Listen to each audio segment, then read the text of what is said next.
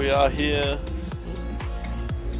We are here for the HoNTour replay Vegas playoffs round 6. This is a best of 5. Joining me is Mangy. My name's Dan, and you're watching nfgHoN.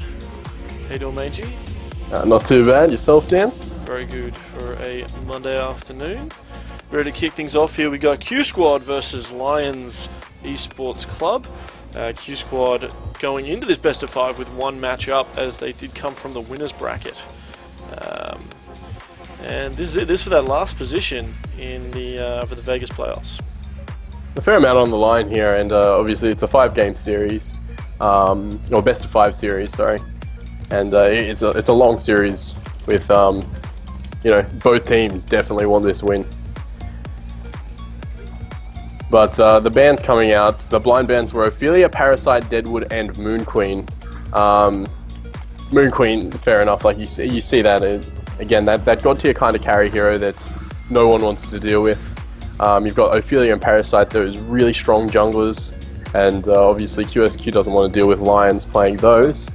And Deadwood's not something you see a lot in the blind bands, but it's definitely ban worthy. And again, they're probably a bit worried about QSQ picking that one up, so they got rid of that.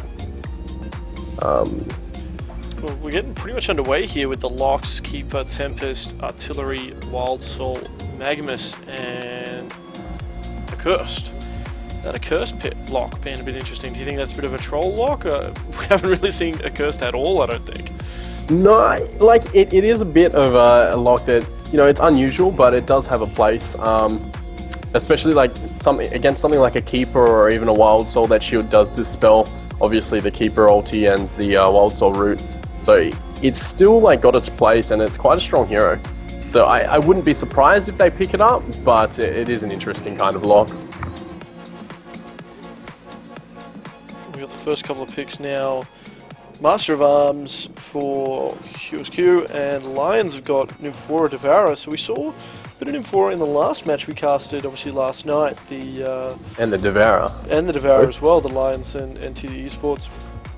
Used to quite good effect. Obviously, Lions was just controlling the map with a lot of counter warding, a lot of warding, and just so they felt safe being able to obviously use that Nymphora's teleport around and get the upper hand. So hopefully, if they're able to do the same again, they'll be in a pretty good position. Yeah, definitely. They don't have the Ophelia this time, as it was blind banned out. We saw it used as, send that Devourer back after tanking a lot of damage, and Nymphora ported back and then ported the Devourer into the fight. So obviously that can't happen, but similar kind of stuff can happen. That Nymphora, again, just being one of those heroes that can be all over the map and just have presence consistently. Last 2 picks from the general pool is Monkey King and Luna on the Legion side. So Monkey King, one that we've been seeing a lot more lately. Definitely one that's been moved up the tier list of heroes. And it's not a ban-worthy or lock-worthy hero for most teams, but it is definitely picked up from that general pool a fair amount. Yeah, but Monkey King's sort of been on and off. You still get, and I know for myself I was playing today, and you still get people saying Monkey King OP and all this kind of stuff. And he certainly isn't when it comes to high-tier competitive play. He can be a very powerful hero, but there are a lot of other strong heroes as well out there that can do better. And you see them sort of banned out now. That Draconis, that Moon Queen, even that Engineer to a certain degree, obviously with the lockdown that they can provide, the silence, and also displacing enemies. Interested to see that... oh no, wait, Rally got banned out as well. I was going to say, I'm surprised Rally's not up there somewhere, but... Yeah, Rally got banned out in that banning phase. Yep. The Rally is one of those heroes that, I don't see it blind ban often. It does get blind banned generally after it gets played, but it is one of those heroes that gets locked a fair amount. So you do see it in that lock pool a lot. This time it did get banned out after the locking phase, so no one gets to pick that one up, and the final pick on the Lions side was the Bubbles. So a really strong solo suicide, as we've seen multiple times, and I'm sure we'll see this game. Oh, certainly, and they're eating up into the time here for the first pick, QSQ, for the first pick from the lock pool, and I don't blame them. Obviously, they've got a very interesting choice they've got to make here. Which jungle hero? I guess the choices are out of that Keeper of the Forest. Tempest and Wild Soul. They do end up going Keeper. Wouldn't be surprised to see Tempest Wild Soul picked up, but they go Tempest Artillery. Deciding not to go for that Wild Soul, perhaps in a suicide lane, since they've already got the bubbles. And Magnus gets picked up and currently sitting on Nova, but they will swap him across. So interesting lineups, do you think, from what it looks like? Q Squad is probably not going to run that Keeper in a jungle. They could run the Suicide Magnus that we have seen lately, and run Master of Arms as a carry, as Style is that kind of a player, but I'm not 100% sure. Again, either way, it's going to work out. Running it as a Suicide, running it as a jungler, it's an extremely strong hero, and the ulti comes out with farm or without farm. So, but we do see the lanes. Well, not the lane, sorry. The line side is opting to go and defend their pull ward, and the Legion side is definitely not ready for that yet. It looks like the heroes are coming out a lot slower. Keeper of the Forest hasn't got up there, so it doesn't look like he's going to get that ward off. He doesn't even have wards on him. So maybe not even going for the pull ward there. They seem to be going for, obviously, maybe so that level 1 gang, trying to stop that Bubbles, but obviously Bubbles are a hero very hard to shut down. Yeah. I'm just surprised they're not going to ward the pull in the Hellborn jungle. Well, it doesn't look that way early on. Keeper doesn't have one of those wards, so he will be pulling the lane, but without it getting warded, it could get pulled and set back. In saying that, it is a solo artillery top.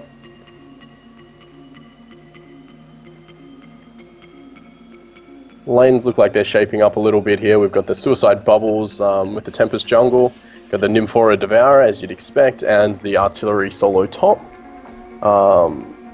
Aluna is sitting top, so probably going to ward that now. And it does look like it's going to be a Suicide Magnus. Even a dual lane Magnus is a possibility. Monkey King with that support, obviously being one of those strong solo heroes as well. Even does well in a 1v2 lane, but it looks like he will get that Aluna support there. So it is going to be that Suicide Magnus. Yeah, we got Monkey King and Luna in the mid, as you mentioned. Devourer, Nymphora, which we saw was a very powerful combination, just those unlimited hooks. This time, obviously, Lions being on the Hellborn team instead of the Legion, probably not going to make much of a difference. Who were they coming up against last time, though? I think it was Hammerstorm and NG.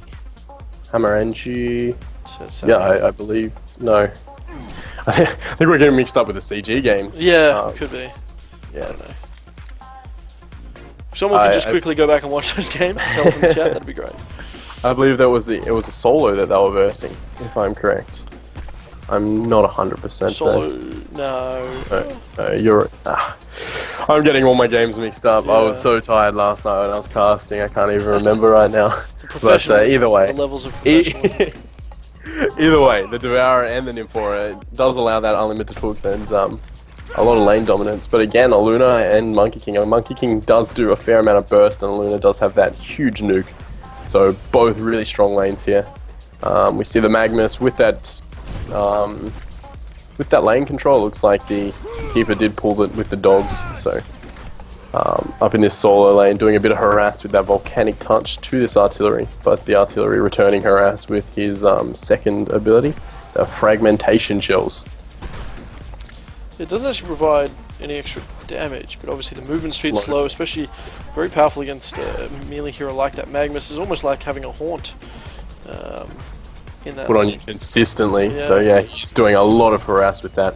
Magnus doing fairly well. Again, the Suicide Magnus isn't one of the kind of ones that you see as a go-to suicide, but it's definitely been picked up a lot more. Aluna does get that top rune, which is an illusion, so heads back mid there, but got this Nymphora just mannering herself again, ready to give out that unlimited mana combo. The lane that we see at bottom is Master of Arms versus the Bubbles, so I think that's a pretty good matchup. I don't think Bubbles has an advantage in this lane. I definitely think Master should take this lane, and he has got the control right now. Bubbles sitting on 170 GPM, whereas Master sitting on 284.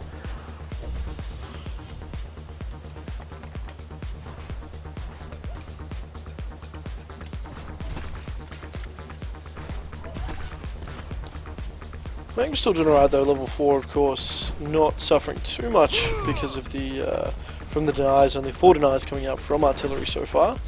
And Magma's sitting on 11 and 1s, not too bad compared to that 13-4. Yeah. When you look at the GPM, his GPM's not as great, but only just slightly.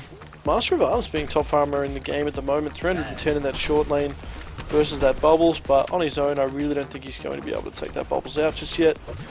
And as you picked it before, Keeper of the Forest actually in the jungle, obviously because Magma's hit the suicide. And he's just going to be working towards, potentially working towards that portal key as that first item. Oh, sorry, the mana ring, probably. You just don't even think about the mana ring anymore. Ooh, a lot of action in the mid lane, some power throws coming out and a few stuns. Not going to be enough though, just sidestepping the hook. Nova playing very well there.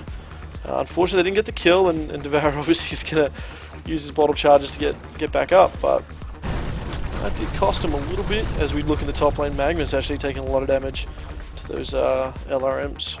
Was out of regen too, so just pulled himself a bit more regen. So that's the one thing that Artillery had above. Artillery's only used 2 runes of the Blight, whereas the Magmus has used all his regen up and had to pull himself some more. The LRM's just doing so much damage and a lot of work. Got this Tempest in the jungle, as you'd expect, would be doing really well uncontested, sitting at 330 GPM right now. So got the mana ring and is working towards... it's hard to say now, like you see 2 builds to the Tempest, you know, that early Portal Key or that early Astrolabe, and you know, lately it's been more the Astrolabe than the Portal Key, but it looks like Tempest has got level 6 and is probably going to go up for a gank, but Jonathan Fan is very ready for that with that ward in that top lane.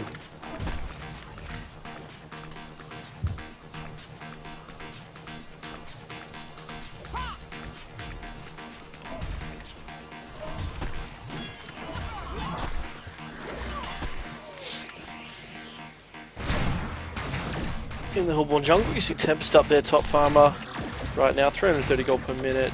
He's got his mana ring, he's got his level 6, he's ready to go, and he could potentially jump onto this Magmus here, especially if Artillery is ready with an artillery barrage of his own.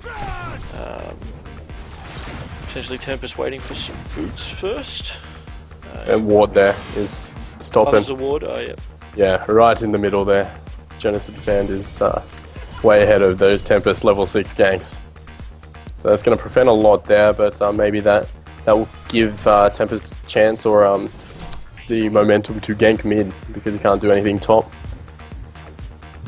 Right now the Master of Arms doing quite well bottom, sitting at 300 GPM opposed to the Bubbles 170.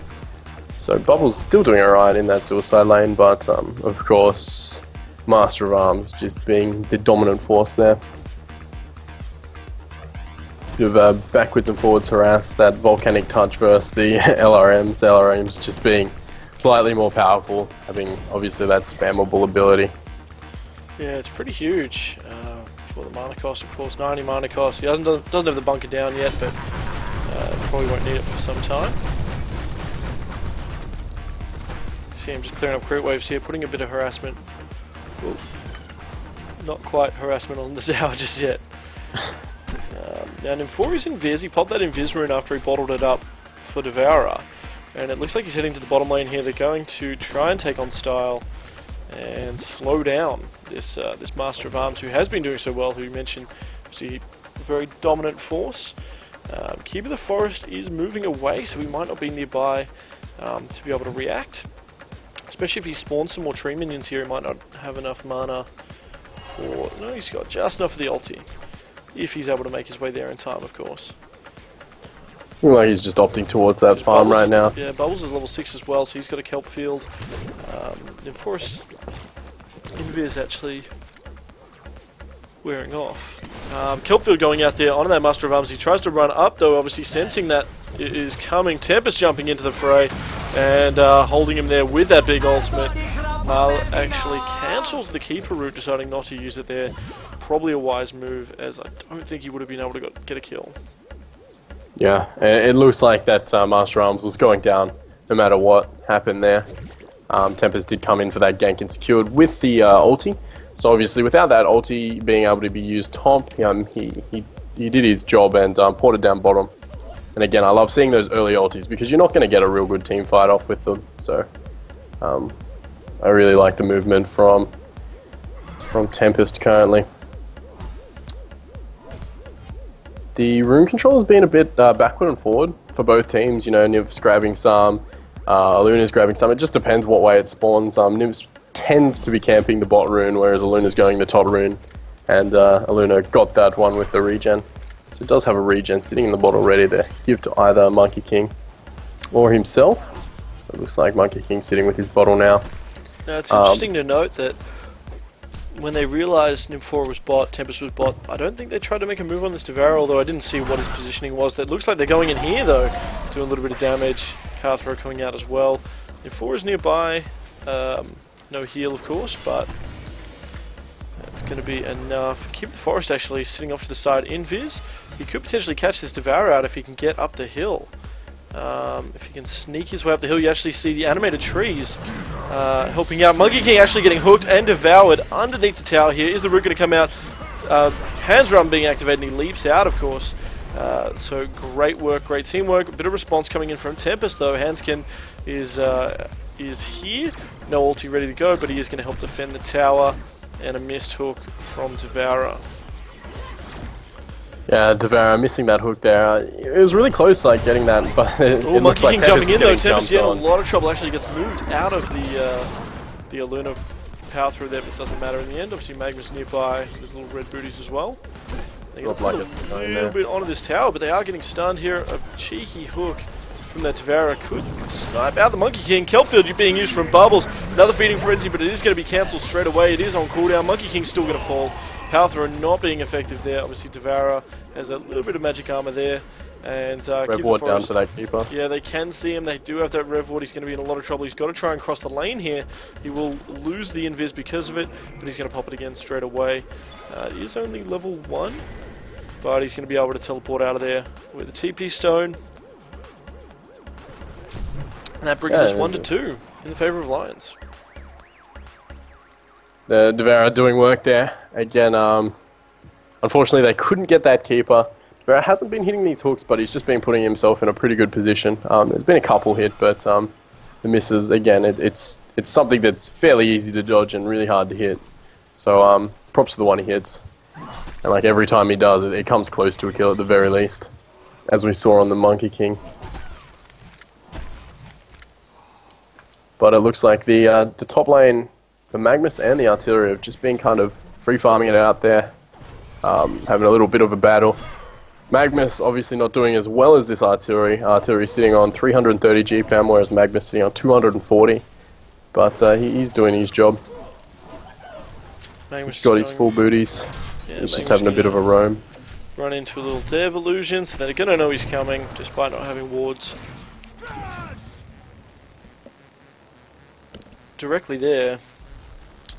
Keep the Forest is keeping jungling. He's going to be going for the phase boots, or ghost marches I should say. And looks like Master of Arms is going to be playing more that carry role if he can, or at least the farmed role. I expect he's going to get that Energizer as the first item. And then go from there, maybe a Firebrand, potentially.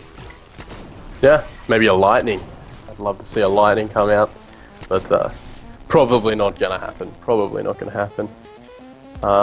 So, Master Arms doing pretty well, sitting on, Keeper, Master, and Monkey King all keeping up with each other on GPM, sitting at 270 to 280 GPM. The Water Sight's actually gone down. Bubbles is behind them here. So if there is a response, they try and fall back. You could be in a little bit of trouble if he kelp fields them, obviously. He's going to pop out here, and they do see him. He throws down the kelp field. Here come the ports coming in. Tempest just ready to go with the ultimate there. Take cover from Bubbles. Big root, big artillery barrage, and huge Tempest ultimate. Going to catch two of them, Magnus, Master of Arms, and Aluna all go down. Devourer is still chasing. Monkey King and Keeper of the Forest going to bail. The tower gets denied, so Lions just completely dominates that team fight, using everything at their disposal there, and coming out on top. Yeah, well, again, like they had perfect positioning there. Bubbles was sitting in the trees waiting for them to back off when the TPs came and just stopping that happening.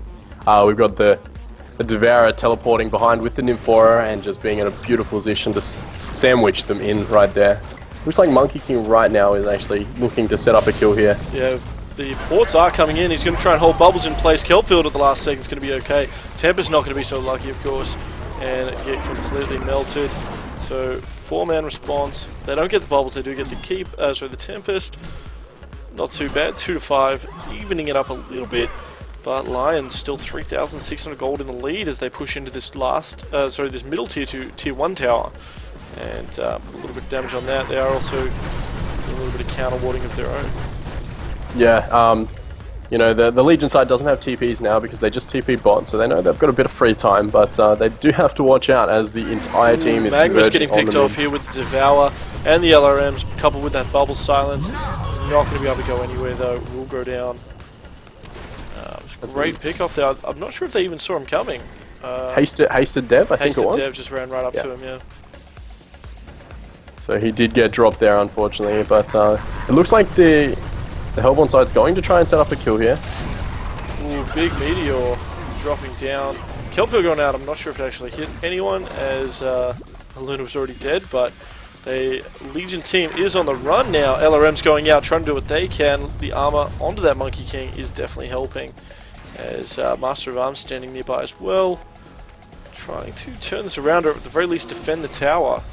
But it looks like the Legion team, they just don't have enough at this stage of the game, without a Portal Key on Keeper, without maybe a Hellflower on that Monkey King, to really dish out that big damage, unless we see, you know, that Magmus eruption in the right place at the right time. Yeah, definitely. Again, their team, it's all about positioning, and Magmus has to get in a good position to get an ult off without the Portal Key. The tower mid drops, pretty much uncontested. Dev just misses a hook there on the Keeper of the Forest. Seal Kid's got doing a beautiful job just putting wards up everywhere. But again, going up against someone like Nova, who does really good at support too. There's a bit of a ward battle going on. Nova's got the side at bottom, and does have a couple of counter wards in the mid lane, so there's no vision on that side of the river, as he knows.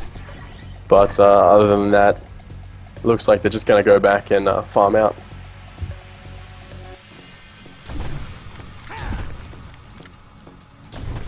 Now Magmus says he himself doesn't have a Mana Ring, or I guess he doesn't have that Power Supply just yet. He actually gets Kelfielded by this Bubbles. Bubbles have double damage. Dev and Nymphora here as well. And they're just going to hold him in position. Artillery even gets a piece of the action, and at least picks up an assist. A huge collapse. Was that Nymphora, I believe, and Dev had teleported in. That port. Like, the global presence of a Nymphora is ridiculous, and you really do have to be ready for it. They do have that water bottom, but you know, they can't stop them porting from behind and coming in. They don't have vision in that particular spot, and you can't have vision all over the map. It's just simple as that. Huge amounts of ports coming in mid, so Master of Arms is definitely going to drop here to that Tempest ulti, and the Bubbles comes in with that Silence and Shell. Yeah, it's like we were talking about with one of the viewers the other day, or one of the viewers mentioned, you know, any Tempest ultimate to get even on a single hero before 20 minutes is not wasted. Getting those kills, especially on a Master of Arms, you can keep him down. He does struggle to pick back up again. He's not like potentially other carries that have big creep wave clearing mechanisms. And we actually see Devourer with an Invis Rune could be looking to jump this Monkey King. Monkey King got that first Arcana built, but he could be in a little bit of trouble, especially as he tries to clear this wave. The Devourer coming out here, Bubbles off to the side just in time, throw down the Silence, and yeah, Monkey King's gonna drop again. Like that Bubbles has been a perfect follow-up. You know, Monkey King can't do anything to get away without those abilities up, of course, and the Bubbles has just been there consistently to follow up these kills. So really well played by the Bubbles, and obviously the Devourer initiating a lot of these fights. Nymphora TP is up, and it looks like they are going to set a TP down. They TP into the jungle, and they're looking to grab this Magmus out of place again. 4 people were about to collapse on him, so he needs to port out. Yeah, he does have his teleport ready to go, though. He does get out, so he does stuns into the trees and just safe ports out of there. The artillery was a bit too illuming, and probably knew other people were coming. This artillery doing a great job, has his Nullstone sitting at 530 GPM. And he has his Firebrand just delivered to him now as we hit that quarter to 18-minute mark. Cube of the Forest, of course, still just jungling away. And he's got a fair bit of gold saved up, so I'm imagining he's going for that portal key. I'd assume so, yeah. Whereas it looks like Monkey King, after building one Arcana, could be going for a Shrunken Head now. Is that, is that sort of normal, or do you think it's, oh crap, I need to change it because of the damage I'm taking? Well, I'm assuming he was going to expect to get a Hellflower a lot earlier than what he is going to. The farm has definitely dropped in him, and he has gotten picked off a couple of times. So, just going for that survivability rather than the damage team support. Got the bubbles, we did pick up that PK as well. So. Sorry, Tempest in a lot of trouble. Throws down the Meteor, but the root providing to be too much. And it looks like Q Squad's going to jet on out of there. Actually, they're going to turn around onto this artillery. Eruption being channeled by that Magnus, I believe it is cancelled at the last second due to that artillery barrage. Kelfield being used along with the Song of the Sea as well. Therefore, in a great position there, just turning up the stun. So they're going to get artillery, but at what cost as Master of Arms goes down and Aluna ports out just at the last minute to avoid a genocide. But that is huge. Super KG getting a hat trick on the Devourer. He's just starting to snowball out of control here. It was a beautiful play by the artillery there. Hit 4 people with that artillery barrage and saved himself for a certain period of time. You know, he did try and juke off into the forest, and Q Squad does manage to get the kill on him in the end, but the team just rocked up. Nymphora Port with the Dev, as they have been together. They've been coupled pretty much all game, and you know, that gives them the global presence. So they got there, and the fight definitely went in Lion's favour there.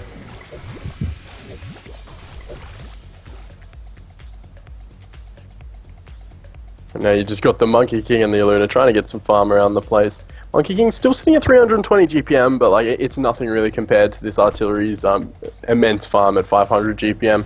And even this, pretty much like the, you know, you've got Devourer, you've got Tempest, you've got Bubbles, all sitting on higher GPM than this Monkey King. A lot of it is because of those tower pushes and the team fights that they are winning, but it does boost them quite far ahead. This Magnus needs to be really careful here.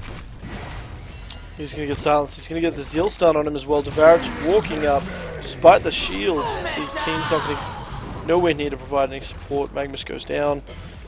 So Master of Arms, usually that Master's Call, or obviously the Panzer Armor being activated, can be quite good, help your teammates get out. But when you've got 3 collapsing on you like that and so much disable, it's just not going to matter. Didn't even get the chance to stun out there, like he's getting annihilated. We've got the Nymphora Port coming out again. It's just, again, this global presence is so big. Sitting in the trees now, it looks like they're going to go for a gank on this artillery, but they don't know that the Nymphora is just ported down. Yeah, Bubbles coming in with Song of the Sea and double damage. They completely mess up that team fight. Or sorry, the gank, I guess, they weren't even planning for it to be a team fight. Nova could be in a lot of trouble here. Especially he does get shell surfed. He's taken a lot of damage having only the red booties. But the Hellborn team Lions deciding not to commit as they just want to play it safe, especially with Tempest in the top lane. So that ultimate ready to go. Again, like, it's just this presence. Lions doing a great job keeping together, doing everything right, really, here. They knew that artillery was going to get jumped. Artillery was sitting around baiting a little bit, and knew the team for support was around, so did push up a little. Unfortunately, they couldn't get a counter kill with it, but the artillery lived and got that farm. So, great plays by Lions, and you can see that in the results right now. They're sitting at a 12k gold lead and a 14.5k experience lead. So, well on the way to winning this game, but by no means is this out of the water for Q Squad either. They still do have that Monkey King. The Monkey King is working on that Shrunken Head, it looks like. It could be going for the Hellflower too, just went that that Mighty Blade for a bit of health, but Devourer's hanging out here. Hook's a creep. Hook's the Catman Soldier. Just misses.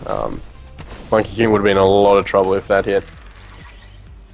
But again, Devourer being one of those heroes that you have to land the hook to guarantee the kills. Item-wise, Devourer just went complete tanky kind of build. He does have that helm, he has that Shaman's headdress. Bubbles went that PK, and I believe it was either Bubbles or Nymph that just picked up a Tablet of Command. Looks like Bubbles. So Bubbles has that PK and the Tablet of Command. Artillery does have that Geo's Bane if he chooses to go for it. or he could just go from Firebrand straight into something like an MKB, which is a nice Invis Bubbles. Invis Bubbles. He's going to be able to throw a big kelp field here. Tempest ultimate ready to go. Throws down that Meteor. Silence, something to see. They catch the Keeper of the Forest. They're going to try and take him out before anything can happen. Big eruption from Magnus, unfortunately, but Tablet commanding that Tempest out of position. Obviously, that bubble saving his life there. Looks like this could be a genocide for nothing, as a Luna's actually running out. But LRM's getting close, knocking her down a little bit close. Hook missing. And the rest of the team not even bothering. GG World Players are going to be coming out. Very quick first game. Going to even it up here. 1 for 1. 1 for Q Squad, 1 for Lions. Although that is the first game, of course. Q Squad did come in 1 game up. Yeah. So what do you think of that game so far? And great play again. Q Squad is still a strong team, and don't get me wrong, but it just seems Lions, through that game, they just had it all over Q Squad. You know, their positioning, their counter ganks, their just teamwork in general was just there and ready to go. Q Squad not lacking in the team support, but just not quite as ready for everything to happen. Especially with that Nymph porting around. You know, Q Squad was going for these ganks. The Invis Bubbles at the end is a prime example. You know, they knew where Q Squad was. They were setting up the gank. Q Squad was actually going for it, but Lions had it all planned out and was ready to go. So Lions a great team. Love seeing them play. Stay tuned, guys. Thanks for tuning in. We're going to be back with some more HoNTour replay. Vegas playoffs, round 6, best of 5. We're going to go into game 2 after this quick break while we set up the replay. So stay tuned for some that hero. The Hellborn have destroyed a Legion tower.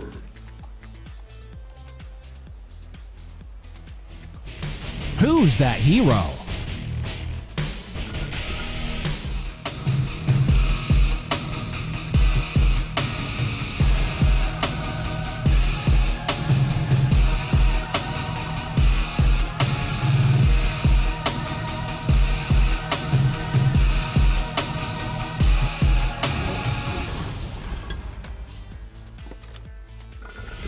It's Behemoth, you've messed with the bull. You now get the horns.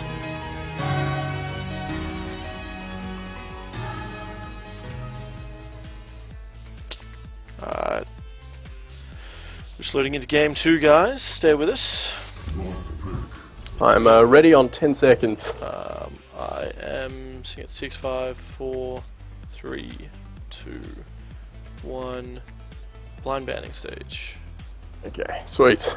So now 10 seconds. 9, 8, 7, Yep. 6. We're good. Alright, welcome back for game 2. Lions versus Q Squad in the HoNTour Vegas playoffs. This is a replay cast, but it is live.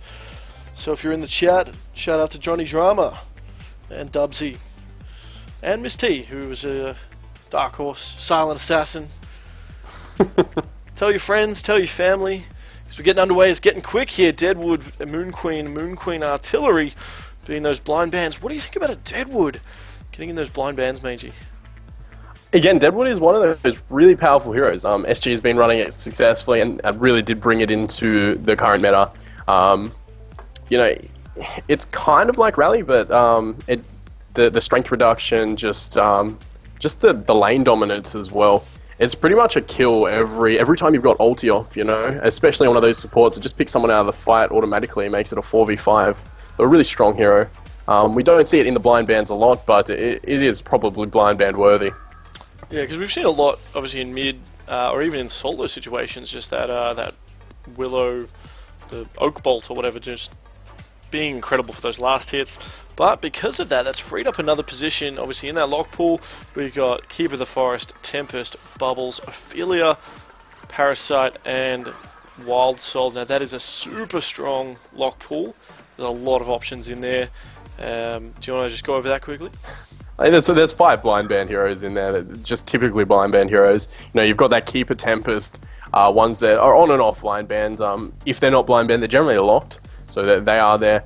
You've got the Ophelia, which is blind band a lot too. You know, no one wants to deal with that Ophelia. Parasite, again, a lot of teams just keep way away from that aggressive Parasite.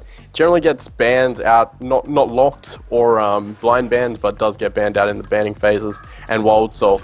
it's kind of a hit and miss. Like, I really think Wild Soul, and everyone considers Wild Soul that god tier kind of hero, but, you know, it does make it through the locking and banning phase a lot and doesn't get picked. Even last game it was in the lock pool and didn't end up getting picked up. But all round it is a super strong lock pool. With the bans, they did end up banning the Fade Rally Magmus, Nymphora, Soul Reaper, and Engineer. So it makes sense. They do not want to deal with that Nymphora again, having so much map control. Rally Fade speak for themselves. Magmus and Engineer again speak for themselves. Soul Reaper's the kind of, you know, you don't see it a lot, but really strong kind of solo presence. And again, that heal potential with push potential. Yeah. That ulti also just annihilating anything from half HP. So a really strong ban, like a really strong heroes in the ban pool as well.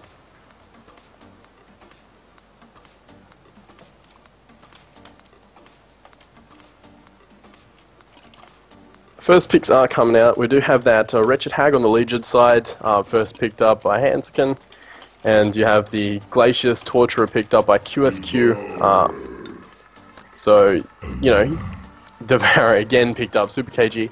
Obviously playing a really strong Devourer, and I love seeing it. So, the Devourer coming out again. I've seen it like the past, what, 4 or 5 games of Lions in a row. We've seen that Devourer. The only one we didn't see the Devourer was when it was banned out in the banning phase. Sorry, I missed all that because I'm actually being distracted by some Cybergamer stuff that's going on. That's more than fine. Dubsy, we probably will be streaming a little bit later as well. We did want to get started early, our time at least, so that because this is a best of 5, and yeah, we want to get as much covered as we can. We're always up for casting more games though, a little bit later, especially if we can find some good replays. We should just get Miss T to go in the background and find us some replays. If she's around. Send us those match IDs. That's a job there, Miss T, if you're there. Go grab some cool match IDs. But the final lineup's going to be that Ophelia, Devourer, Keeper of the Forest, Aluna, and Wretched Hag. And for QSQ, we got Bubbles, Torturer, Draconis, Tempest, and Glacius. Pretty much everyone's readied up. 5, 4, 3, 2, let's go. Beautiful. Straight into this game. Again, Devourer, sorry, the Ophelia was banned out last game, so Lions picked up that Ophelia. Does have the Keeper as well, so it looks like Keeper Suicide, that Ophelia in the jungle. Such a solid lineup there. You know, they do have that Devourer, which is the one that you wouldn't say is picked up a lot, but Lions runs that Devourer beautifully, and you can't say it's a dint in their lineup. It is a beautiful hero, played very well by Lions in particular. On the Hellborn side, they do have that Bubbles that looks like he's going to be going Suicide, the Tempest jungle, the dual lane mid. So you will be seeing Torturer probably in a farming role this game. It does look like they have 5 heading mid on the Hellborn team. So, sorry, 4 heading. Is it 4 or 5? I think I'm blind. It is 5. Sorry, he's lagging behind. He is lagging behind. It's not my fault. Bubbles is going to run into this Wretched Hag and Ophelia here. They've got Draconis and Tempest right in the mix. Shell Surf coming out. They've got Hellborn team actually have the Courier doing a bit of scouting for them as well. I think they're going to drive them back well enough that they'll be able to drop a ward maybe. Now does this mean Tempest is going in the aggressive jungle, or is he doesn't have any boots, so it looks like he might actually just head back. I wouldn't assume Tempest is going in the aggressive jungle. Probably just going up to defend that, or defend the Bubbles, getting that those wards down. Not warding the pool. Not finding that, you know, it's worth warding right now. Rather warding for ganks there. They do have that Keeper who has got the pool warded already. Sitting in that top lane, going to pull those creeps, so getting the lane back automatically. And it does look like the lanes are shaping up. We do have that Dev mid with the Aluna rolling mid 2, versing the Glacius Torturer. Again, we will see Torturer in that farming role. So it's something we don't see a lot. For the most part, when we see Torturer these days, it's more of a support, unless you're watching Slicks play it. You've got that Keeper Suicide. We did pull those creeps, so he's going to get the lane in his favour the next creep wave. Down at the bottom lane, you've got a beautiful lineup. I love seeing this matchup. It's Bubbles versus Hag, so it can definitely go either way. depending who plays. Hag obviously in that short lane has that advantage, but Bubbles quite strong with that silence against the Hag.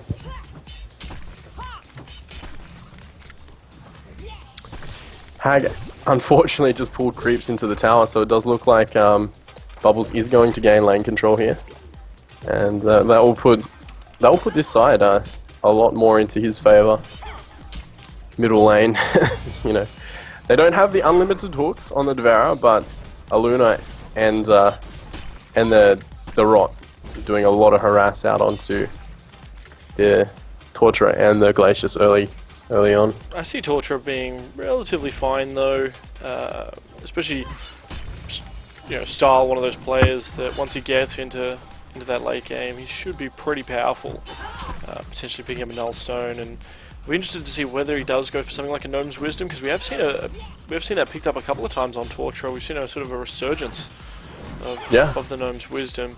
You yourself mentioned, you don't really rate the item very highly, but I guess it can be. Oh, it obviously works. I personally don't rate it highly, but I don't compare to someone like Sleeks who picks that up item religiously on Torturer, and it does work for him. So it obviously is good in its own sense. I mean, to a certain extent, it kind of gives you that Oogie passive. Every time you cast a spell, you get healed for some of the mana. And on a hero like Torturer, if you've got that Torment, that ultimate activated, you should be fine. Or at least you should start healing a little bit. Glacius actually sitting in the jungle here. He is in Viz. He's going to rotate bot, but I think Wretched Hag saw it coming. So you do have that Ward of Sight now. Did you not skip the pause?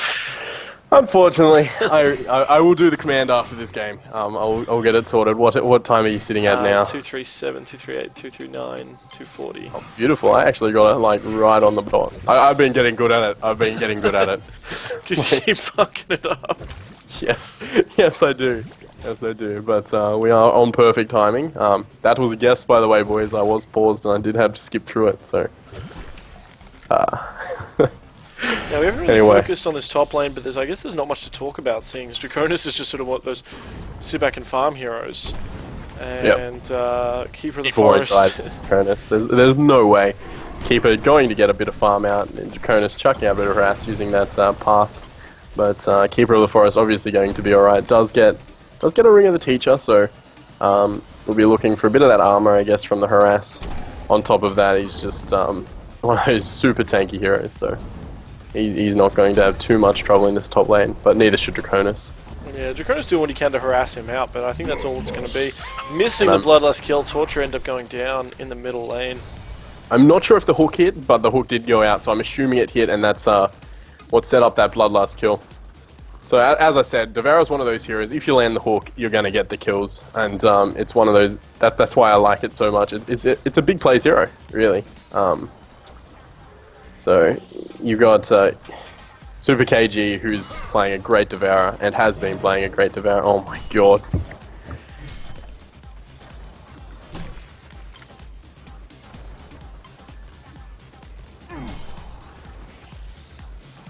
Okay, what time are we sitting at now, Dan? Oh, was there another pause? Yes. 418, 419, 420, 421, 422. I'm really good at that. Maybe you don't need to disconnect the command. Yeah. Please do. Either way. Yes, I will. After this game, I will sort that. I will look it up and make sure I get that sorted. Sorry, guys. Dan has the pause skip command put in, and I haven't done that because I'm a noopy.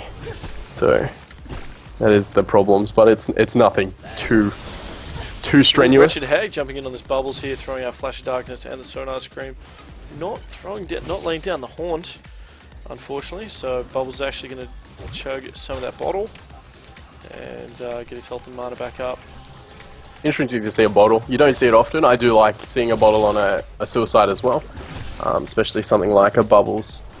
Again, just helps that rune control. And it helps the rune control the entire game. You know, just one bottle camping each rune consistently. I like it when, I don't know, see if the Bubbles was being forced out of the lane and there's more point to him, stacking Ancients and obviously his time could be spent better camping that rune. Maybe. But, I mean, here he's sitting in the lane, he's doing fine. Especially against a Wretched Hag. Personally, I'd probably go something like just your Mana Battery because he is getting spammed a fair bit. or even just that Ring of the Teacher. The solid mana regen, pretty decent. Yeah, fair enough. I just don't like if there's one bottle in mid, you've got you see here you got Glacius running around, warding and camping runes and things like that. See, Bubbles doesn't really need to be there, but he is level 6, so he could potentially get a gank on into middle. But Aluna's actually bottled up a regen rune, so. Luna did end up getting that rune, so camping that top rune, making sure that the QSQ doesn't get any control here, even with that double bottle. So that's even more of a blow, getting a rune taken off you when you have a double bottle. So that's one of the downsides to getting it. Saying that has allowed the Bubbles to sit in that bottom lane for a lot of the time, whereas Hag has to go back here. Ooh, hook hit coming out from Dev in the middle lane, hitting a creep. Power throw from Luna though, just in case. You don't want to sit on full mana, as it's getting wasted. We do have the Tempest top as well, so Keep has to be pretty careful here. If he does get caught out, he will most likely die. That Tempest ulti will probably come out, but without that, it looks like they're just going to pressure that tower with the Draconis and the Tempest. They're actually going to probably force him to come into the lane here, because they're getting this tower down quite far. He doesn't have enough mana just yet for the root. He's not going to have it for another 30 seconds. Actually, he used that mana battery, so he's got enough now if the teleports come in, but no, they don't. Had the teleports been in a little bit sooner, potentially they could have gone on both the Draconis and the Tempest, but QSQ, maybe a bit of lack of communication, maybe Keeper of the Forest didn't Porting do the onto math. a Tempest is really scary too, though. Yeah. Devara going down here, Nearest Blessing keeping him alive just long enough to kill that Torturer, and he is going to get sent back to base, I believe, as well. Yep. And Keeper ult coming out straight onto that Glacius, who is going to drop, not before getting out that freeze onto the Catman champion in the tower range, which is going to drop that Catman. So pressure will probably be put onto this tower, but it's going to be a lot harder to push with only one Catman. See, we're seeing the aggressive Tempest now. This is where it's at. Aggressive jungle Tempest. He's going to run into both the Might not Devourer. work out for him though. Oh, Glacial Blast coming out. He's going to have to wait for the Devourer. It's not going to matter though. Bat Blast surely coming out from Wretched Hag here, catching both the Bubbles and the Tempest. Kelpfield going down Shell Surf as well. Wretched Hag's in a lot of trouble trying to use those bottle charges, but it's not going to matter. I thought that was a dead Tempest there for a little while, but obviously Bubbles was around. Yeah, just ready to go. Ready to go. Devourer obviously couldn't get the Devourer off as he had the Glacial Blast on him, and then the Kelpfield just wasn't any kind of good for Lions, unfortunately. Lions Master did try and sit in the background. He didn't get ulted initially, but obviously you can't do too much. You can't stop the Tempest ulti coming out. He did get the double ulti off, but wasn't quite enough damage, and he did end up walking into the range of the Tempest ulti, catching the last second of that one too. So got a little bit of damage onto him and kind of sucked down a little bit, and he did end up dropping for it. So really well played by QSQ there, making those picks, and as you said, that aggressive Tempest, yeah, maybe that is where it's at. Ooh, aggressive Bubbles coming in here though. He's got a major totem. He's doing that Shell Surf and Song of the Sea. He's still with quite a lot of mana up his sleeve. Hag ends up going a bottle too. Yeah. Counter that Bubbles bottle, I guess. So Hag did take a lot of damage there, but with those bottle charges, it is just going to regen back up. If Bubbles had ulti there, maybe it would have been a bit different for the Hag, but he didn't, so Hag will live to fight another day. We do see the Invis Torturer coming down bottom, and the Glacius, the level 4 Glacius rolling down to, with only a blue ward. Glacius not having a great deal of fun this game. Yeah, and he's actually dropped that Ward of Rev here to try and catch that Keeper of the Forest. Torturer is invis. They could be getting, trying to make a move on this Wretched Hag, but possibly think something's up, because he is getting blocked a little bit here. The stun comes out onto Ophelia. Chain reaction as well as the agonizing bond. Shell Surf from Bubbles is going to be enough here. Kelphill being used just on that Wretched Hag to guarantee their kill. Devour coming in, Super KG throwing the Devour out. In return, Torturer is down, Wretched Hag and Ophelia have gone down. Bubbles is going to fall as well. So it is a 2v2. Keeper of the Forest still has that root available. Draconis nowhere nearby, and I think Tempest nowhere nearby as well, but didn't have an ulti or anything like that. Couldn't have been too useful. The level 5 Glacius with no items gets away though. Yeah, does also set up a kill. So leading up to some boots there. So a positive step for Nova there on the Glacius player. But it does look like this is going to set up a push from the Hellborn side. Ports are coming in, so there will be a defense here. Keeper does have root up. They do have those minions from Ophelia. Devour could be... Devour does grab a hook onto that Tempest. He is Glacial Blast, so he's not going to throw out the Devour just yet. Wretched Hag is nearby, though. No blink for another 6 seconds. They are committing to this. The rest of the Hellborn team is in that bottom lane trying to defend the tower. No, the Legion team decides to back off. Lions playing a little bit safe there. I have a feeling they could Manning down a little, yeah. I think they could have got that. Yeah. Then again, of course, had they committed, and if the Hellborn team did back off, yeah. Who knows? There was a tower there. Only one port went down to the bottom lane. I believe the rest ran too. So there were 3 ports ready to go and defend. So it was probably a good idea to back off.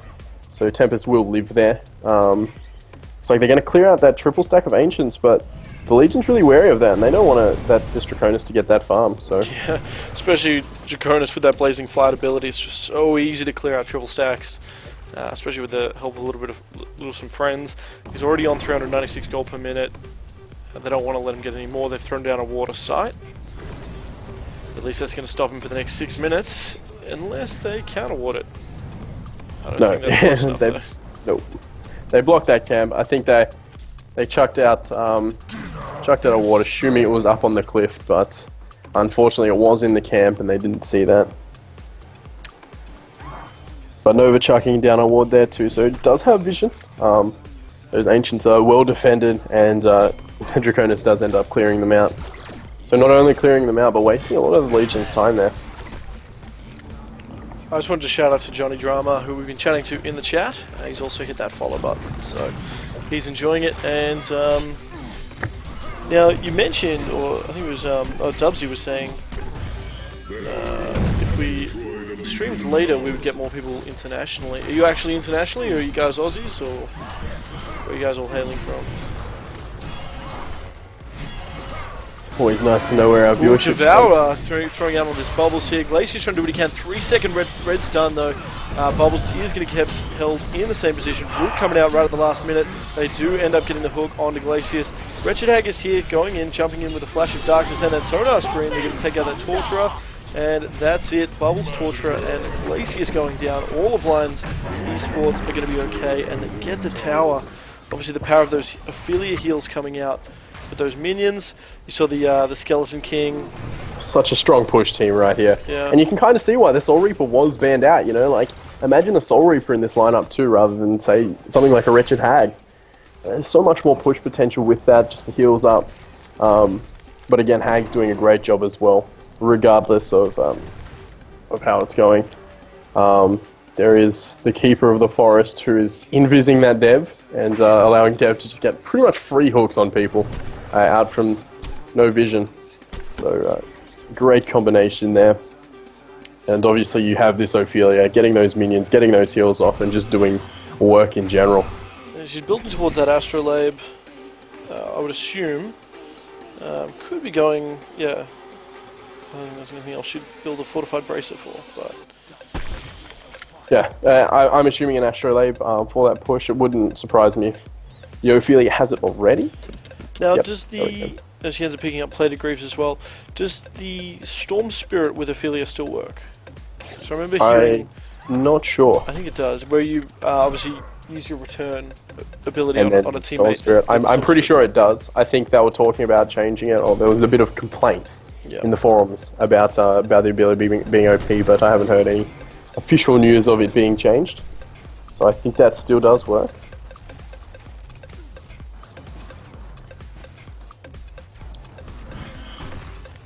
We do see a bit of a stack up in the top lane on the Legion side, so looking to go for that tower. Obviously Ophelia's got those that mana ring and that heal, and Keeper also has that mana ring, so they do have a lot of just consistent spammable mana. And they do have the minions coming in, so this tower is going to take a lot of damage. Meanwhile though, the Bubbles is counter pushing the bot lane with the Tempest, so that bot tower is going to drop ridiculously fast. Tower defense is coming on the top tower too, so maybe a defense might be coming, but it doesn't seem like it. They're going to teleport to that middle lane though, trying to take out this Torture. Root being used. The Haunt ability and the Sonar Scream. Power Throw from Aluna is going to help seal the deal. They do lose the bottom tower though, but they obviously save the middle tower, take out Torture, and it looks like they're trying to collapse in at the top here. Devourer and Ophelia has got a lot of pushing potential, doing a lot of damage to that tower. Tempest is ready to go with that ultimate. He doesn't really have that, doesn't have that portal key though. He's so close. If he does fall here, of course it could be a big setback. Yeah. Bubbles doesn't have a TP too, so Bubbles is stuck in the mid lane right now, running up, but he is not even close right now. So if they cut him off, sure they're waiting. If they walk down, they could potentially cut him off, which could be huge. They are going to see him. They're going to see him with the courier. I think they just saw him with the courier. Bubbles may be in a lot of trouble here, but he might actually. Beautiful help field there. He's going to walk right into that Devourer though, unfortunately. Devourer taking him out there with that big ultimate, holding him in place. Luna's in a lot of trouble here. Meteor does go down. They've got to be careful they don't get Tempest ultimate on top of that, but they've got the Catman champion. One more auto attack will finish him off. Sonar Scream from Wretched Hag guaranteeing it. And Draconis a little bit of trouble now. Bat Blast doing what it can. Glacial Downpour in the trees though, being very dangerous. That Keeper of the Forest is going to walk through the fire and get taken out. Luna, a couple more auto attacks could finish her. She does have the slight health regen. She's going to slow down Bubbles as well. Wretched Hag just going to blink away. And I think Luna's dead here. Dead in the water. Oh, a nice red stun, but Shell Surf from Bubbles surely going to clean her up. Oh, beautiful running through the trees. Doesn't have enough to port now though. Great mana battery. That's going to be huge. He's going to get out. Massive. Seal Kid, you are my idol right now. Cutting a path through the trees with his stun, his power throw, running straight through those trees, popping that power supply to TP out. So really great plays by Seal Kid there. That was quite huge. Wow. I don't even know. I don't even know what to say. Just lost. 2 buybacks we used that fight too, if you didn't notice. So Bubbles brought back instantly after getting hooked by the Dev and killed down the hill, and the Tempest brought back 2. So 2 buybacks used on the Hellborn side, and you know the game does look even, but through these team fights, you know the score speaks for itself. You know, 13-6. Lions is doing a really good job, and it does seem Lions came from the back foot. You know, like QSQ was doing really well early game, had that GPM on the Draconis, and still does, mind you, sitting at 500 GPM on Draconis. So Draconis still doing quite well. And obviously one of those heroes that can just sit and annihilate later on in the game. But yeah, have to be really careful. This Dev is going on Ninja Gang Squad with that invis from the Keeper. Glacius is in a lot of trouble right now. The Red Booty's Glacius. Can Devourer get a blind hook? He's not going to try. Unfortunately not going to get anything. Nova's Water Sight may have seen him go invis there. So a beautiful ward there by Nova. Of course, Seal Kid has a ward in a very similar position, but no Rev ward there. And Nova's, I think, is just out of the way of it too.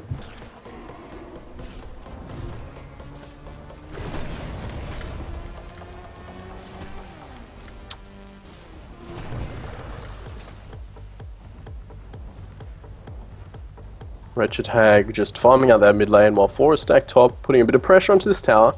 You know, this does hold up that Draconis. Can't do anything while he has to prepare for the team fight. You know, clearing out the waves himself, but still definitely holding out his farm while the Legion's taking out the Hellborn jungle. Because Q Squad's on the back foot as well, he is just going straight for that Shrunken Head.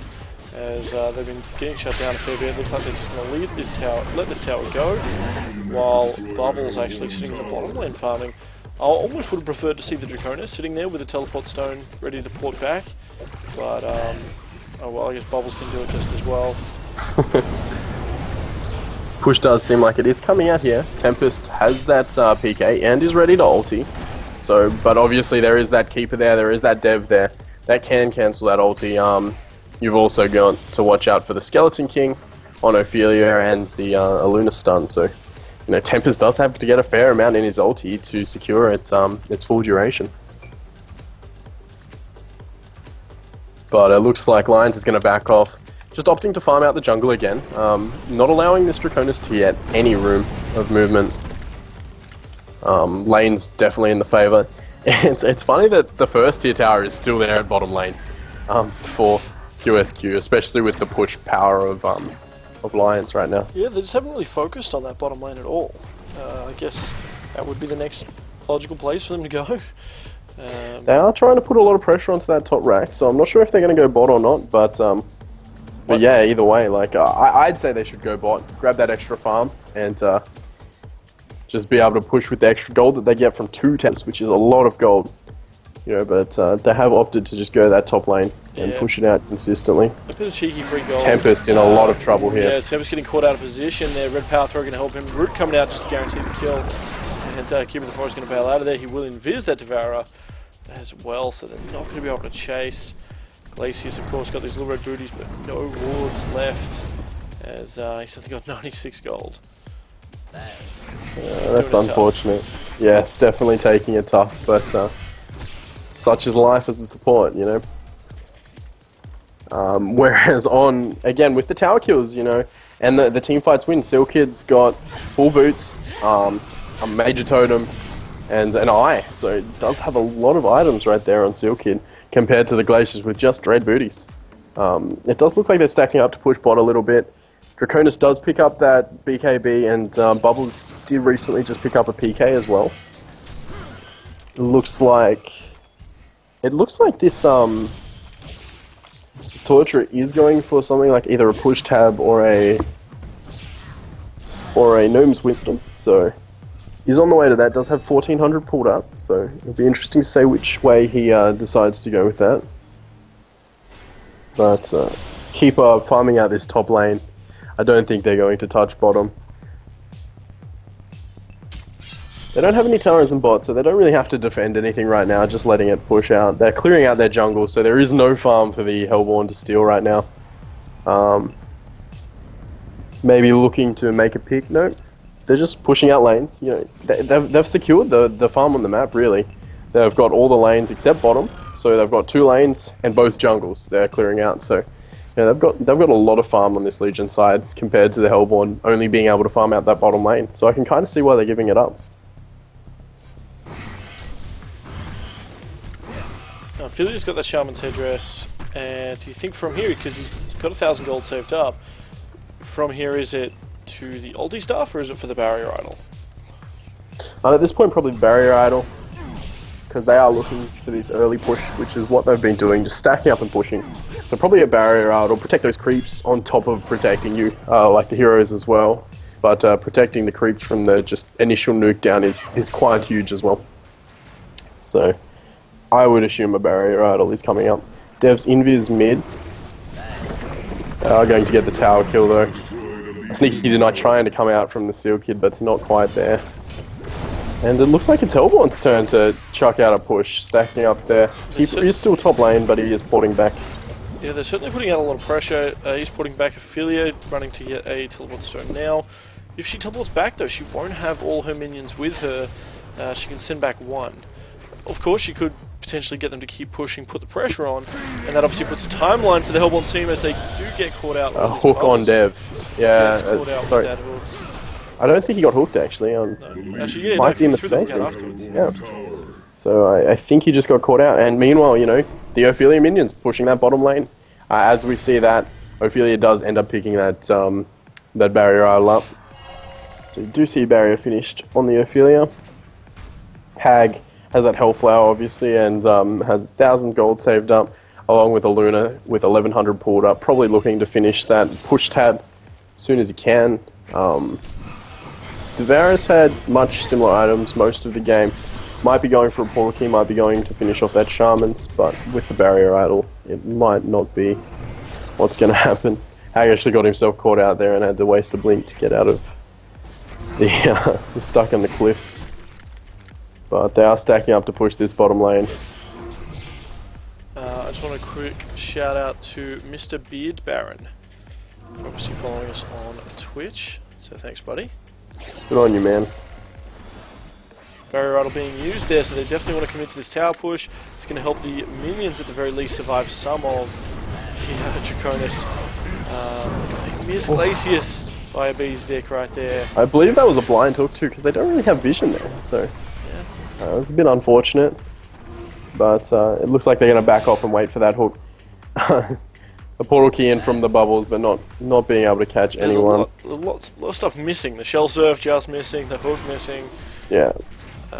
So obviously using that barrier rattle, not committing. They're going to try and reset here. Devara does have haste for another 15 seconds, but I'm not sure. Probably They're probably going to nothing. wait for the barrier rattle 20 more seconds.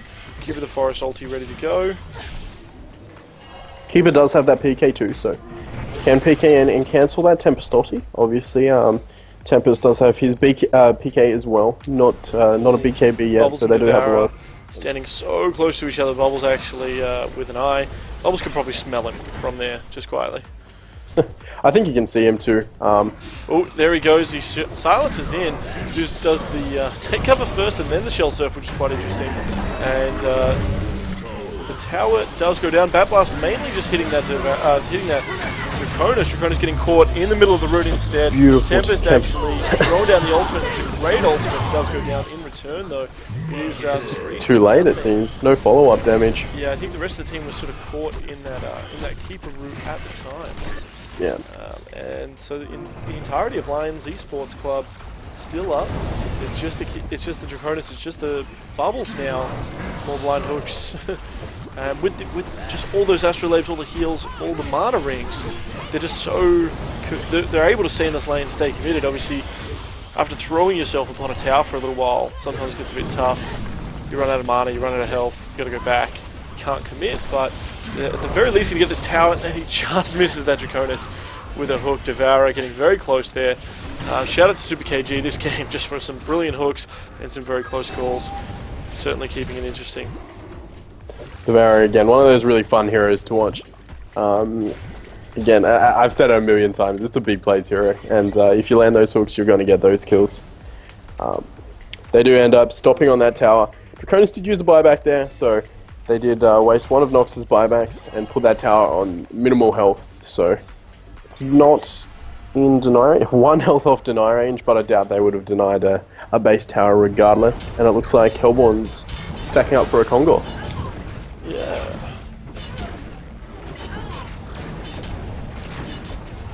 Not doing a great deal of damage to this Kongor, I'm not going to lie. It is dropping very slowly. I think Torture is holding off on the Impale, yes. at least until something like a team fight where it's going to be... So they could just be baiting out a team fight here, actually. Bubbles... Oh, no, that's an illusion. Very wow, fake Bubbles went down so quickly. Bubbles using that shell surf, but does... Oh, big hook from Devara. They try and go on this Draconis, but he pops that Shrunken Head, though he hasn't used the Nullstone just yet. He used that Feeding Frenzy, still trying to get it off, just getting stunned all over the place. There goes the Torturer using that Impalement ability and that Torment. He still goes down, though, obviously, and Ophelia still alive. Keeper of the Forest did go down there, and so did Torturer, so it's 1-for-1 exchange so far. Bubbles actually getting caught in the Kongor pit, and Jonasum fan getting taken out by Dropped to Kongor. Kongor, yeah. He does get stunned by Kongor right there, so he got stunned and ended up getting dropped. He did have an eye on him, I believe, so Yeah. Devara picks up that eye. Overall, a good fight for...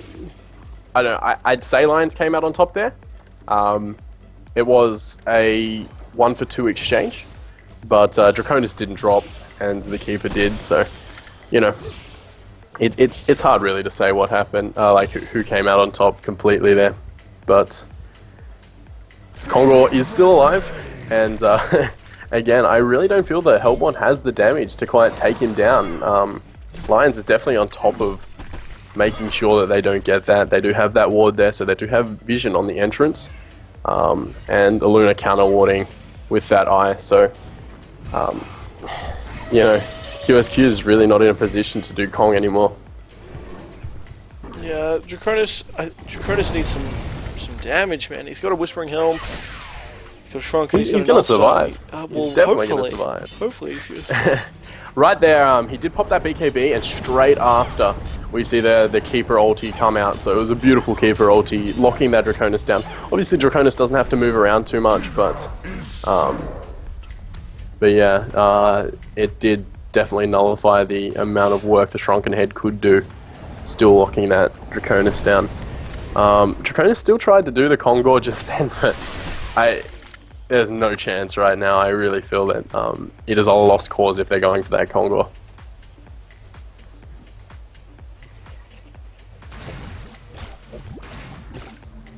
leading team. They've got a little bit of vision, but not for long. Yeah, the vision is going to drop. It is a great ward there from Nova, so it's pretty hard to see that ward spot. The Ophelia is standing up on the cliff, so might be able to catch it out, but no, he doesn't, so Nova's ward is going to survive, and if they do attempt a Kongor, then Nova is going to know about it.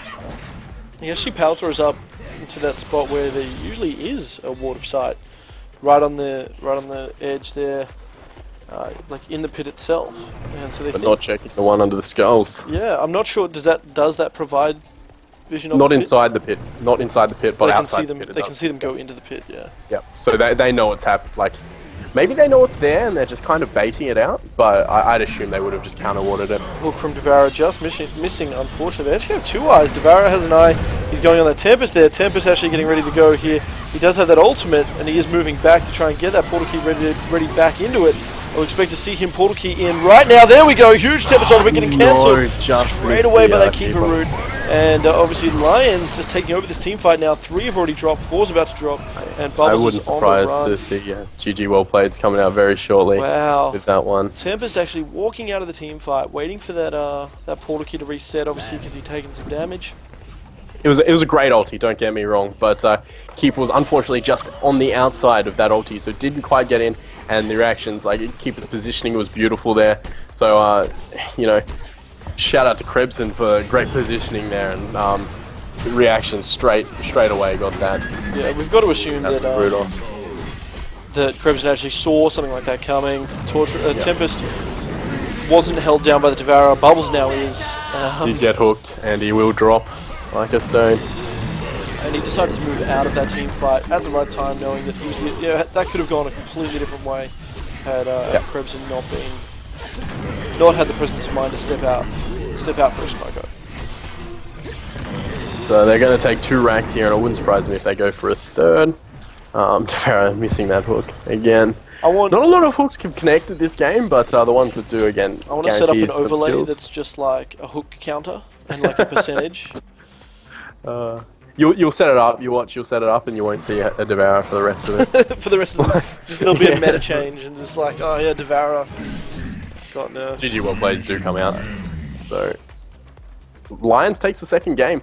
Of course, QSQ came out of this in the winners bracket, so they do have 1 game up on Lions initially, but Lions has won 2 in a row now, so they have taken the lead. So it is a best of 5 series. So there is another. Couple of games. Possibly, I don't even know how many possibly, but it is a best of 5, so there are more games to come. Lions does need 1 more to secure the win, and QSQ needs 2. Alright guys, we're going to load up the third match now for the HoNTour replay, Vegas Playoffs Round 6, best of 5. You're watching nfgHoN, and we'll be right back.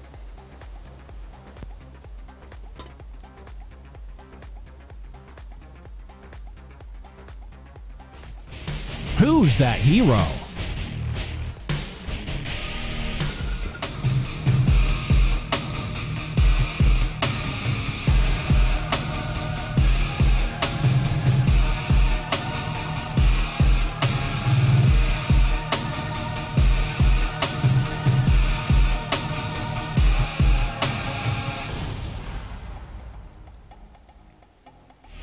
It's Artillery. Initiating robot fusion.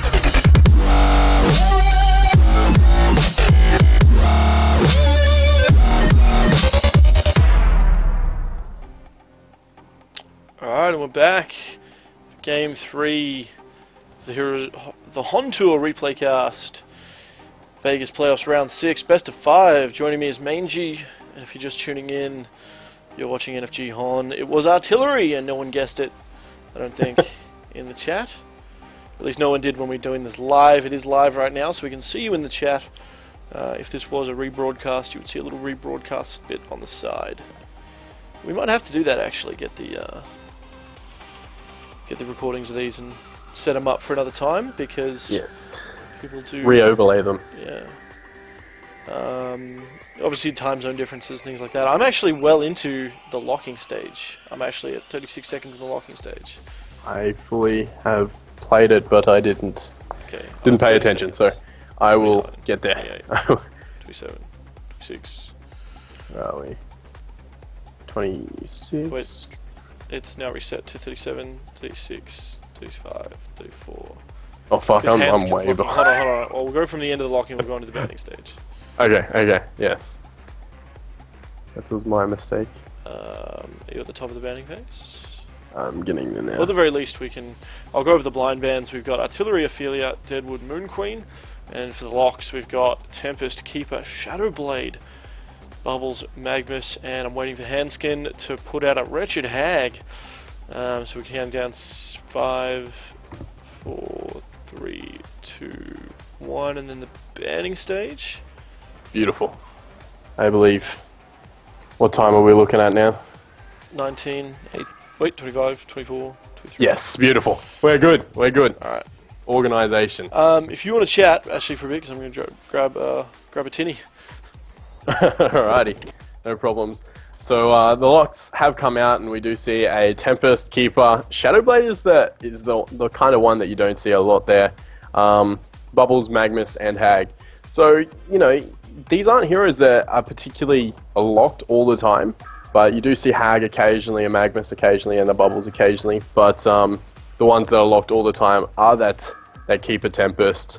But you have that Shadowblade that isn't a hero that's picked up a lot, but I'm really excited to see a Lions Shadowblade if it does end up coming out. I know Lions has been talking about using it in the past, and it would be great to see it. But those are the locks. The bans coming out at the moment: Fade, Engineer, Parasite, Wild Soul, and Devourer. So they do end up banning that Devourer. I'm back. Wild Soul, Parasite, Engineer, and Fade. Obviously bannable, ban-worthy heroes, and you do see them a lot, and Soul Reaper being that final ban. Have you touched on the Shadowblade lock? I think that is... Yes, of course I have. Of course I have. You know I love the Shadowblade. I would love to see it here. I mean, Yes. the rest of the heroes in that pool are way too powerful to give up, but Shadowblade would just be awesome.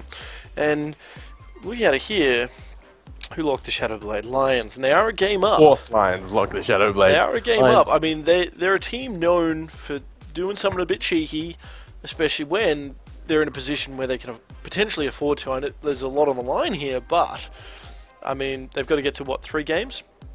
They only need one more win. Yep, one more win. To win the best of 5. So I reckon going for a cheeky Shadowblade play would be huge. It would be, but again, that lock pool, they might pick it up, they might not. They do have kind of like the chance to pick it up. The lock pool's not completely god tier. There's not like 5 go-to just god tier heroes there. There are, the occasional pickups. Like, I still feel they're really strong heroes, but not, first lock, first picked kind of heroes, with the Hag, the Bubbles, and the Magnus. But of course, you do have that Keeper, Tempest, as we see pretty much in the lock pool, if it's not banned, every time.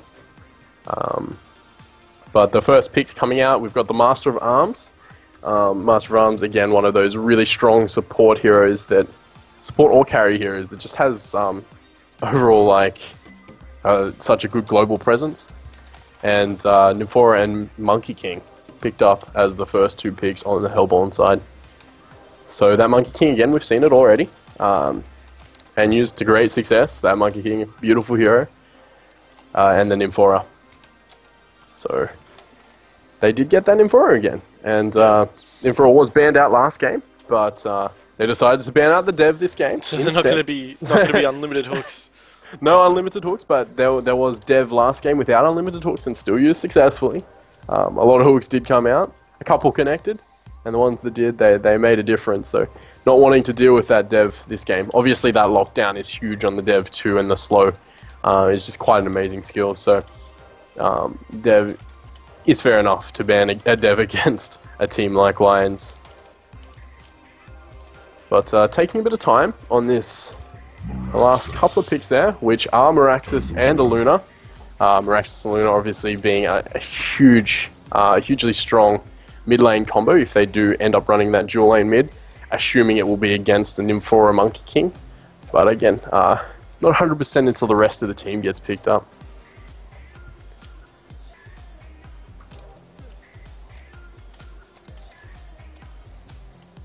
Meraxis is one you don't see a lot anymore, Dan. Like, we saw an influx of Meraxis for a while, so yep. Meraxis picked up like every couple of games.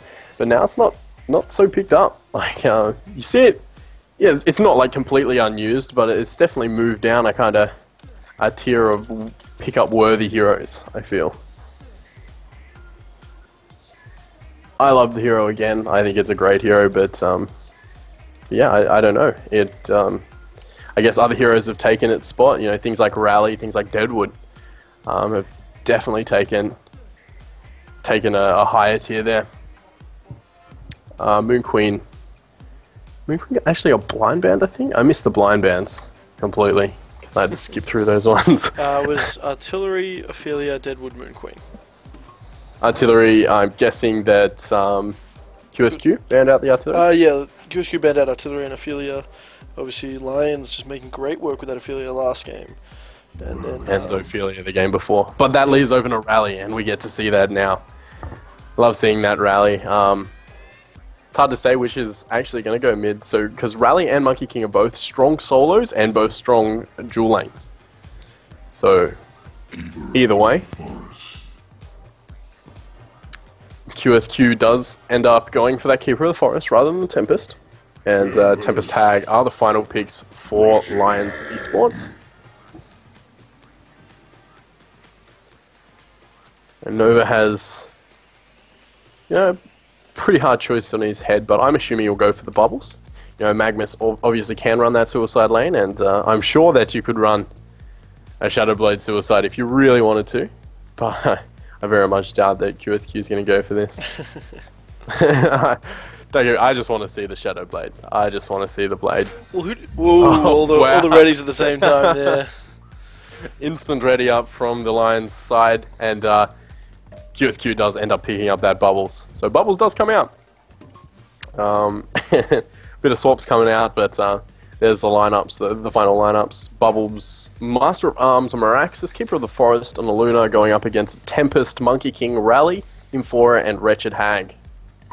Now, last game it was Lions who had the Keeper of the Forest, and Q Squad had Tempest. Yes. Obviously, when you compare those two heroes, both very, very powerful, their ultimates are game changers, I would say Keeper of the Forest comes out slightly on top when it comes to countering Tempest as opposed to the other way around. And we saw obviously the power of it last game where Keeper of the Forest cancelling those big Tempest ultimates by standing on the edge. Are we going to see the same sort of thing this time, you know, with the roles reversed? You know, Lion's going to have to be careful for that Keeper of the Forest. I'm 90% sure we'll see exactly the same thing coming out. I forgot to change that pause thing, so hopefully they don't have a competitive pause or roll in. But I will go look that up while we're getting underway. You take that. There's a four-man pub train rolling into that top jungle here.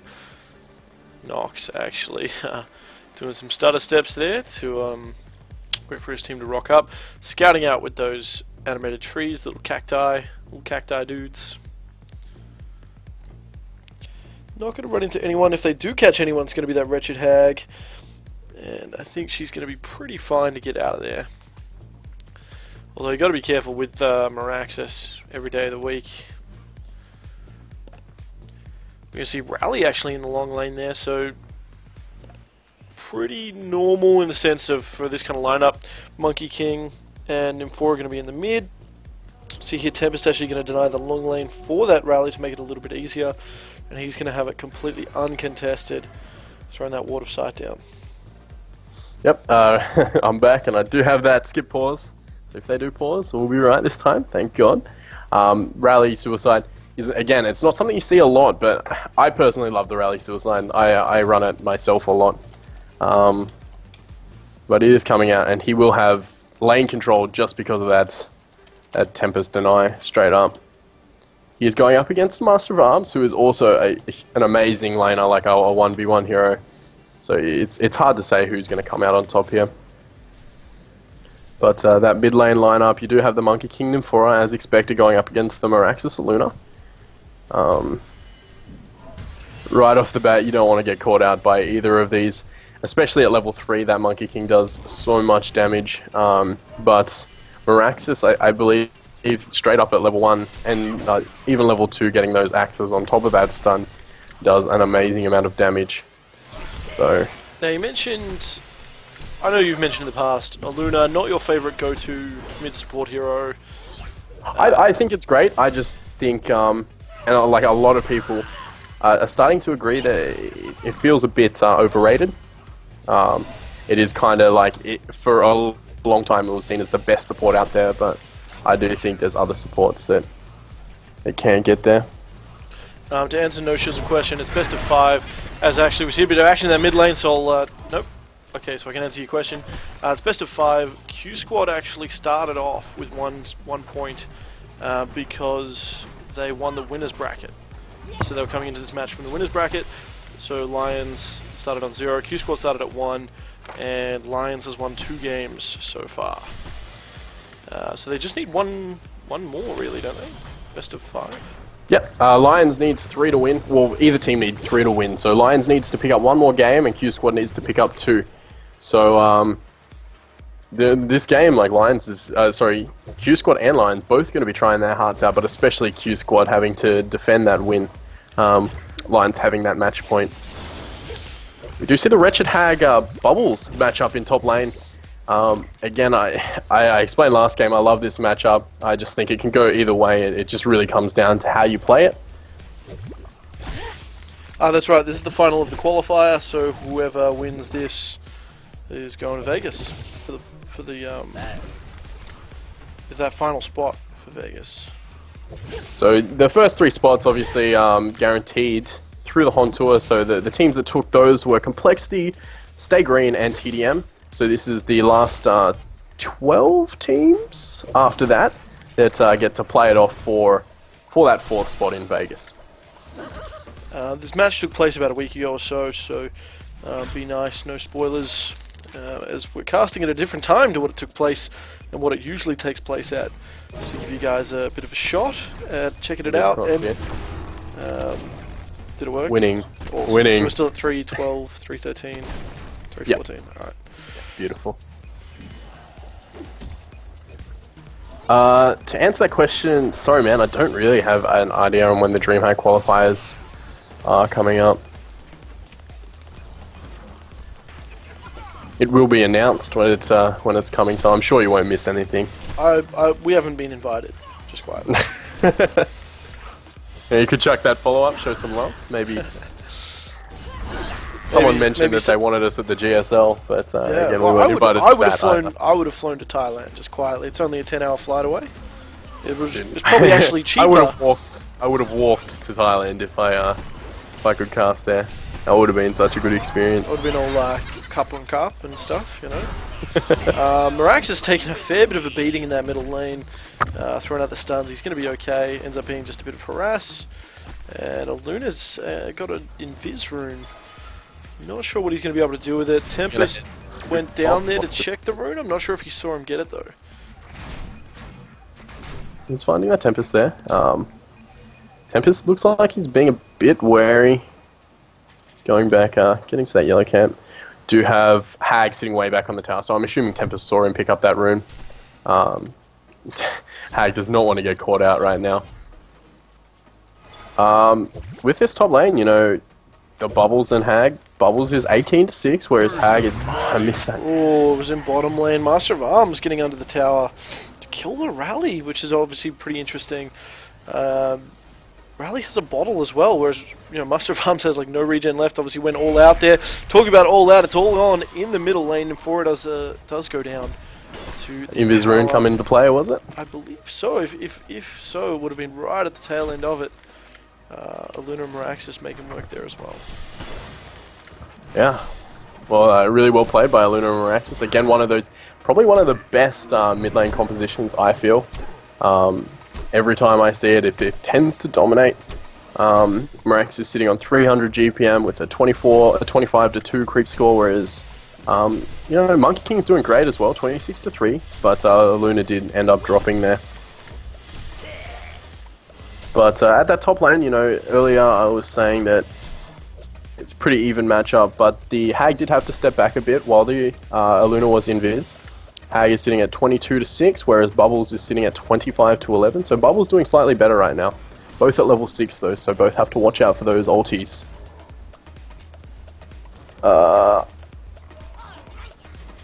Spiky, I just timed you out there.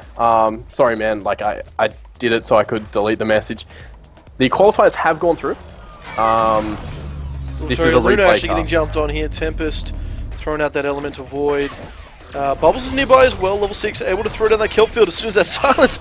He is able to portal out to his shell at the last second, and the ports are coming in. Miraxis going to help keep him alive. Actually, kelp field going down. They're going to turn this around onto the Monkey King, and Monkey King getting silenced. There's not much he can do, and the final axe brings him down. So you mentioned you. Oh, yeah. So. I had to time out Spiky. He did a bit of a spoiler diddly. Oh, right. Yeah, that's pretty much it. It's not technically a rebroadcast because this is the first time we've ever broadcasted it. You're dead. Seismic Slam You're dead. being cancelled on Rally, but he does get it off in the end. Master of Arms getting awfully low. Yeah, we're casting this live. Replay cast, it was clear. Well, you can see down the bottom, HoNTour replay Vegas playoffs. He does have a replay set there. But again, it is understandable that you're a bit confused, so sorry for that. I really didn't mean to time you out. I should have banned you and unbanned you to get your message come up, but no, I think banning and unbanning lets them talk again straight away. Surely you can and just deletes the message. Yeah, maybe. I tried to click the timeout button again, but it just said it timed him out for longer. Sorry, Spiky. Awkward. Sorry again. I really didn't want to ban you out. It's just you didn't know, but it is a spoiler, and some people haven't seen this event. Especially because it's this is a replay cast. Yeah, especially because it's 8 PM, and most people who are up early in the morning, or at least early in the morning our time, don't get to watch the HoN cast or the Beef cast or whatever it is. Yes. So right now for the Australians, especially some of the Europeans that can't stay up late to watch it, this is for those guys. Showing some love. But yeah, getting back into this game. But we appreciate your feedback. Of course. Getting back into the match, as you say, very dead even when it comes to XP here. But we do have QSQ taking off a bit in the gold per minute. 2.5k gold lead. A lot of that comes down to how well this middle lane's doing, really. Monkey King might be in a bit of trouble. Does get stunned off there. We actually see part of that being the 2-kill lead and 1 tower lead, but that's not huge by any means. Until that Miraxis picks up a portal key, they don't really have the initiation they want apart from that Bubbles. And having said that, you know, Bubbles sitting in that top lane, farming with the Luna, Skeleton King running on the spot there. Yeah, a lot of pressure has been put onto that top tower of the Legion side, and they don't want it to drop, so it's like Luna's just going to sit up here. Especially because Rally, Nymphora, and Tempest all making their way here. Tempest ultimate coming off cooldown just now. If they can catch this Luna out, I think they could do it very easily. She only has 2 minor tokens. Bubbles probably going to... just sidestepping the Compel. He does get Glacial Blasted. No take cover in time. And obviously Tempest throwing out that Elemental Void just to guarantee the kill. I don't believe it hit anyone, actually. I think the Rally ult went off and killed the Bubbles before the... I think they just wanted Tempest to make sure ulti, but just to guarantee the kill. Yeah, port to the shell surf, take cover. Most definitely.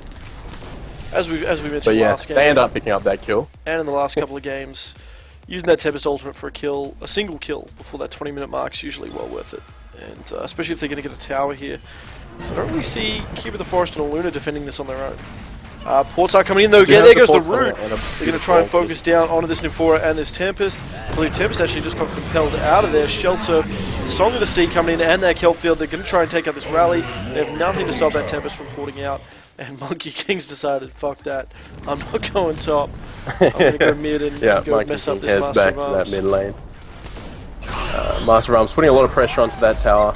Monkey King doing a fair amount of damage to the Master of Arms, but has to be careful here. You do see a hasted Miraxis coming in, and Monkey King is going to drop there. So what turned into a bit of harass, just a counter kill right there. But in that top lane, Tempest did end up getting that tower with the minions, but we do see the Legion side taking out the tower in the top lane as well. So both towers dropping there, no deniers coming out as of yet. And it looks like Marax is putting a bit of pressure onto this mid lane. He probably has to go for that tower now. You know, that tower's in deny range. But, you know, this might be the first deny of the game. And, yes, it is. Seal Kid securing that deny with the Tempest. Oh, sorry, I thought you were talking about the bottom tower, because Luna denies out the bottom tower as well. But then Aluna denies the bottom tower. So both denies coming out there.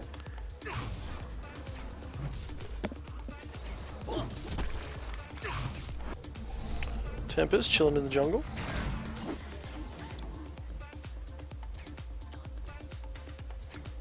So yeah, we're just kind of going back to farming now. They couple of towers have dropped here. You know, you've got the top lane, both towers, the first tier towers have dropped. The mid lane, the Hellborn's first tier towers dropped, and the bottom lane, both tier towers have dropped. So the only first tier remaining tower is the Legion's mid tower. So I'm sure that there's going to be a lot of pressure put onto that mid in the near future. Yeah, you see Nymphora and Rally camping around that middle tower. Tempest still trying to farm up. He's getting, well, he's about halfway to that portal key. Keeper of the Forest probably doing the same thing right about now, although he's only got 300 gold saved up. Do you think portal key is the item to go on Keeper right now, or does he need to get something else? Actually, as he runs into Monkey King, Root catching him right on the edge there. He's going to try and vault out of there as soon as he can. The stun's coming out. Port's coming in, sorry, but they are a little bit too slow. They just couldn't. They reacted as fast as they could, but it just wasn't enough. Obviously, the huge burst coming out from Master of Arms and Bubbles. Jonathan Fan actually chucking down that Bubbles ulti, but not hitting anyone. Probably securing that kill on the Monkey King, but yeah, unfortunately didn't need it. But again, just securing those kills.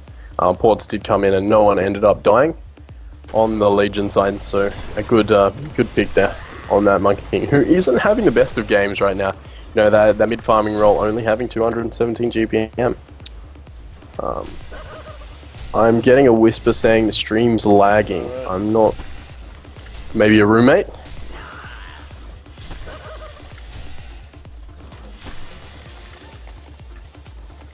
Massacre.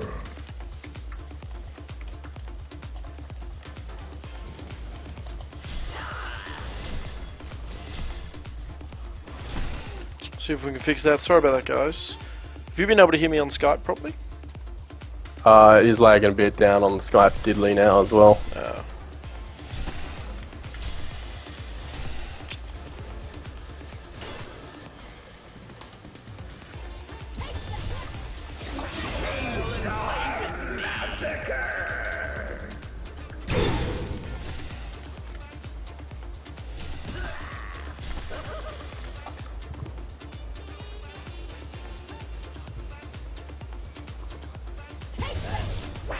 As we're getting that that lag problem fixed. Yeah, I'm trying to get it fixed now.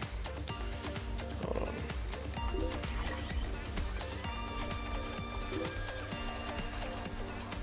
Is it a roommate? Beautiful people they are.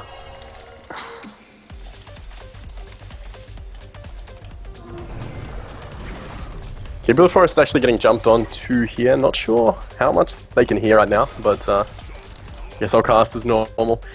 The Seal Kit actually gets picked off in this lane, unfortunately. Nymphora not.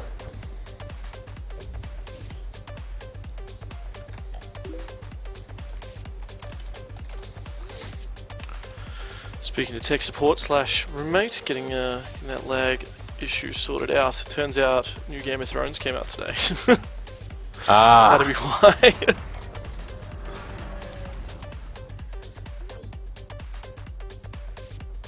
Vegas 20 isn't this weekend, I believe. I think it's the 17th?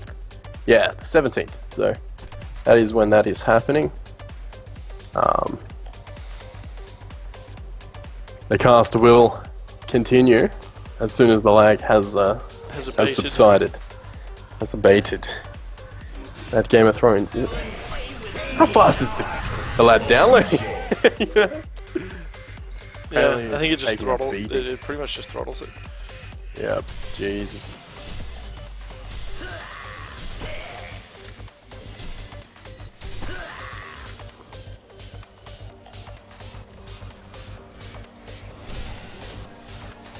Wow, it's rocked to a full. I think we're good now, are we? I think we're okay. Someone says it's fixed. All right, everyone. Sorry about that. Game of Thrones has come out, and Dan's roommate is a big fan apparently. Super keen. Yes. Super keen on the winter coming.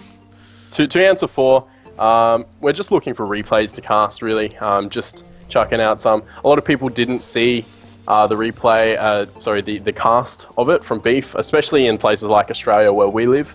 Obviously, it being a really awkward time to get up at that early in the morning, but we're doing it for a change of caster and just different atmosphere, I guess. And again, like it's a live cast right now, so a bit of interaction while casting at this time for a lot of the people that didn't get to see it. Yeah, and at this time, I mean, we have been casting a lot of the gold matches and even some of the silver in the HoNTour leagues, some of the stuff that wasn't covered by sort of HoNTour and Complexity Hon, but it's at that stage where there's not really any matches going on. We've been casting the Cybergamer League, which is the Australian league, but it's getting to that point in time where there's not really any matches we can do now that haven't been already shown. Let's just do these ones and have a little bit of fun with it. Some people already know the results. Who cares? If you don't want to watch it, no dramas. We're cool. We're essentially just chucking it up for the people that don't see it. And again, there's not much choice at the moment, so chucking on these. We did the whole, over the past week, we've done the lead up of all the rounds the Lions have played. So we've been doing that. Plus we do Who's That Hero between games, and it's pretty fun. It's very Pokemon style. Very, very Pokemon style. Right now in this game, I'm sitting at the 18-minute mark right now.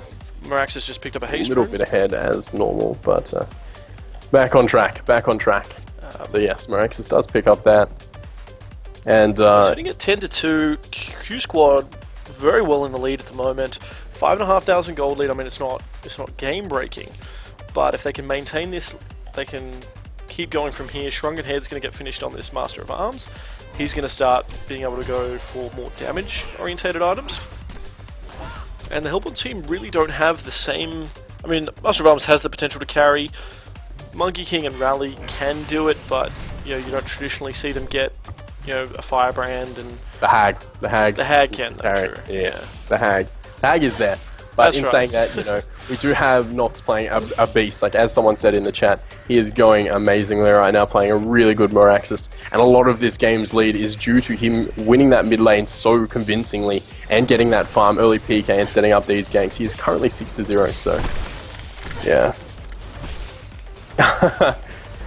as close as Thailand is, man, it's still money. And I am not like Dan, but I am poor as dog shit. So I sent a letter to S2 saying to them, hey, I'd love to come to Thailand. I just recently been half moon party, full moon party.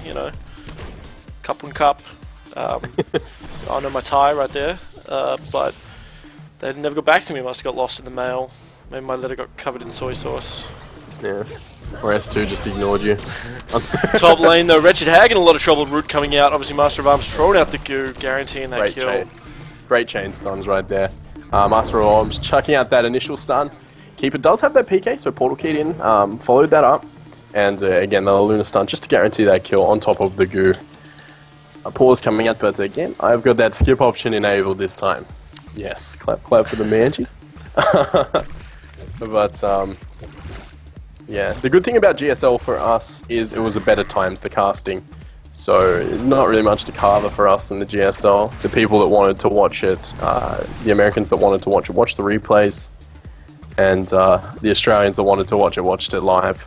So that's why we're doing the HoNTour stuff. Good for the scene.jpg or whatever it is. If you guys want to get involved as well, like, NFG, Non-Fiction Gaming, I think the links are in the underneath, in the new and old versions. We're going to be putting together a lot more content and potentially sort of a podcast or a podcast as well. And NFG is looking to expand into some other matches, other games, Dota 2, to a certain extent, StarCraft, mostly focusing on Australian stuff. But I mean, if there's interest there internationally, we'd love to have you on board and work towards it. You could be here in the hot seat with Mangy yelling at each other as Damn right. as Miraxis starts getting incredibly tanky, building towards his own Hellflower. They just did push that mid tower, so they do have like a lot of the dominance on this map right now. Even looking at the wards, you know, they have that vision in the mid lane, they have that vision in the top jungle. And you look, Seal Kid's having a lot of trouble getting those wards up.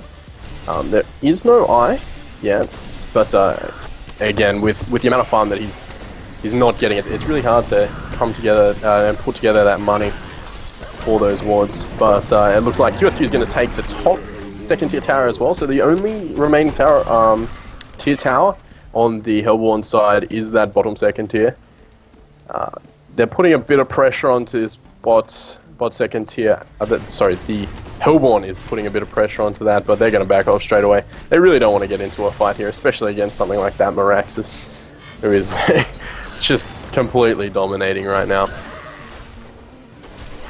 Looking at the GPM charts, you know, we've got Master of Arms, the highest GPM in the game, surprisingly, at 408, but again, Miraxis is right behind at 402. Then you've got the Keeper of the Forest, 350, the Bubbles, which is followed by the Hag, so that's where they come in on the list, only down three positions. But yeah, the QSQ does have a huge lead right now, and Lions definitely on the back foot of this game. They played very powerfully in the last two games. First game, the second game going quite quickly, I think. It was the first one. I get confused already. But as we're getting to that 23-minute mark now, you see a little bit of Ancient, not quite stacking, but they are clearing out those Ancients. And Tempest obviously trying to build that portal key. Oh no, sorry, not trying to build a portal key, Shrunken Head. As he's got 2.5k saved up at the moment. Very, very close to that Shrunken Head. And again, Tempest ulti getting a full ulti off is a game changer. So if they do end up doing that, you know, that is something that really puts a spanner in the mix. So maybe that's what they need to turn this game around. Yeah. But right now, QSQ is looking really strong.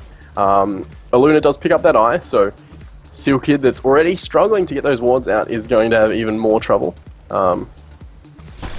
Mirax is just farming out the jungle right now, and you know, the rest of the Legion team is just kind of sitting in the opposing jungle. So both jungles are owned pretty much right now by QSQ.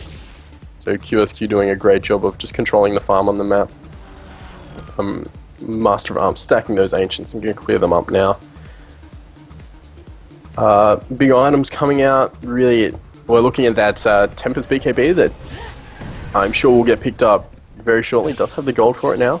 Monkey King is looking at. He did pick up that Arcana, but looks like he's going to go for a BKB. Now we've seen Monkey Kings do that a couple of times now. They get the Arcana and then go for the Shrunken Head. Is it sort of a mana issue? Like they want the slightly bigger mana pool, a little bit of attack damage, or is it just? I really think they're going for that early Hellflower. Just can't get there. Yeah. Miraxis finishes up his Hellflower though, as we speak. Bubbles is being a bit of a ninja here, following around that rally, but not getting the chance to do anything there. And we do see the Tempest and Hag like capitalizing on the farm that they're not getting in their jungle because it's not quite safe. They do have wards in Legion jungle, so they're clearing out that a little bit. But they might need to back off here. Bubbles is in that bottom lane, and the Miraxis is really close by. What's actually coming in? Seal Kid, and then for a Meteor goes down to try and get that Bubbles. Miraxis joining the party though, trying to save his mate, throwing out the big Arcane, the Matrax. Sorry, Tempest does get taken out due to a huge power throw. Monkey King falls down. Nymphora is able to teleport out, but Hag is not so lucky. And huge there by Q Squad, taking out 3/5 of Lions Esports Club, and they're going to very easily get this tier 2 tower here, I imagine. Rally and Nymphora not even going to try and defend that. Yeah, really unfortunate there because Nymphora did TP him to get into a good position. They just really didn't expect the entire team to be sitting down in that bottom jungle. And, Q Squad is getting these counter initiations and kills just amazingly. You know, they dropped that Tempest before Tempest could chuck out that ulti, which is ideally what they had to do in that situation. And because of that, you know, Keeper wasn't worried to chuck out his ulti to trap down 3 of them and secure 3 more kills. So really well played by QSQ there. And it looks like they're going to go for this Congo attempt now. You see a little animated tree stuck on the ledge. It's having a little dance. Damn cacti. Now, the Hellborn team is nearby, but I'm not sure if they knew that was happening. It's obviously a little bit too late now. I'm not sure if you saw that bit of a little ward battle there. Yeah. The Nymphora chucked down that Rev ward in the mid lane, and while Aluna was hitting the Rev ward, the Nymphora was hitting the the Rev ward. Sorry, the site ward, and they both got them down at exactly the same time. But yeah, right now, again, Lions is definitely on the back foot. Tempest does have that BKB, and again, that ulti is a game changer, but oh wow. Nymphora getting taken out by Jonas and Pan. Nymphora going to stack those Ancients, and drop unfortunately, the bubbles just... Did he walk past Nova's ward? Is that why he got spotted out?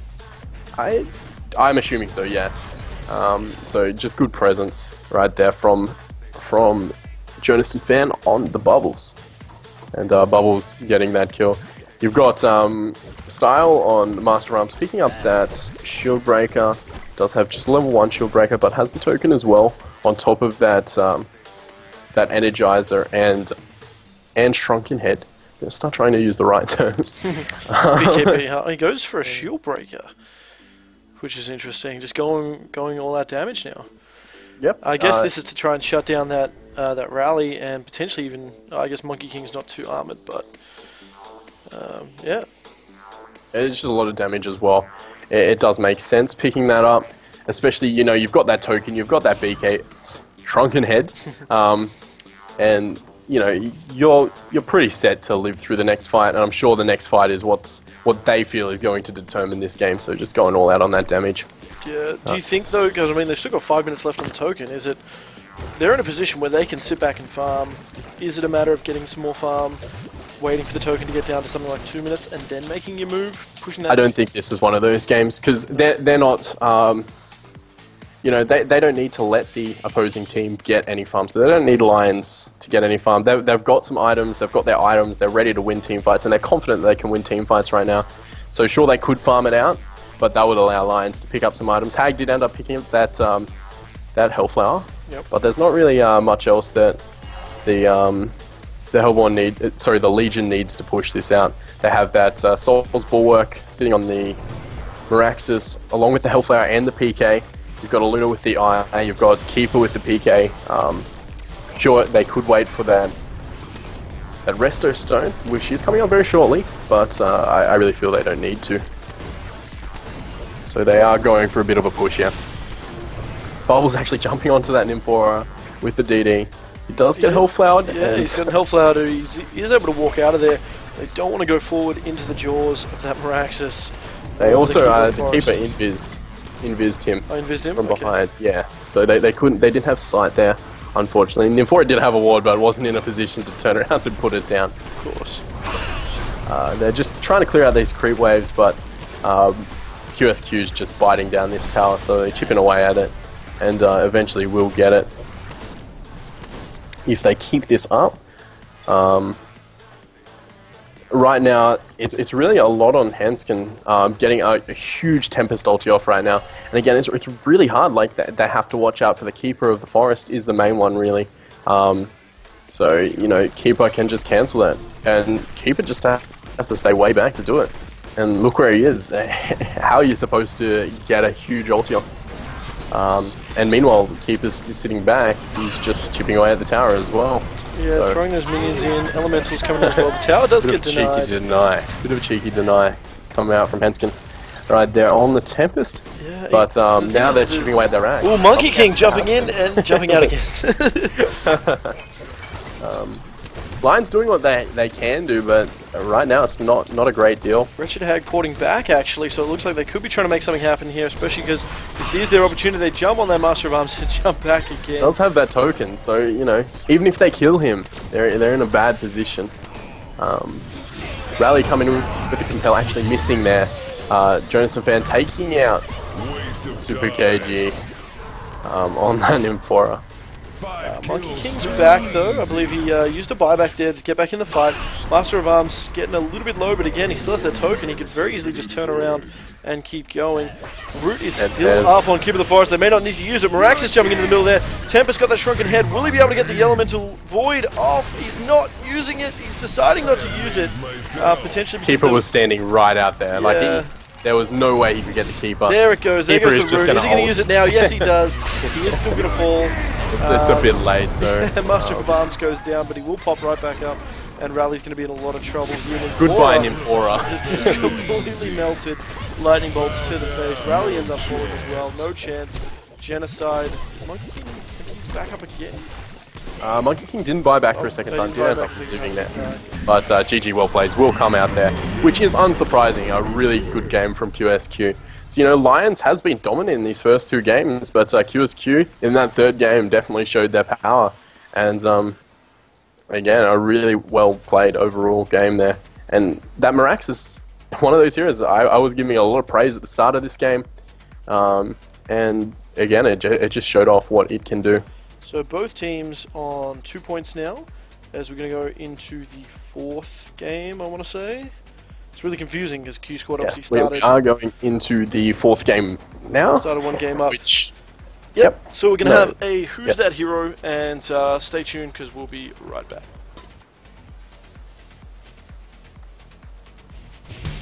Who's That Hero?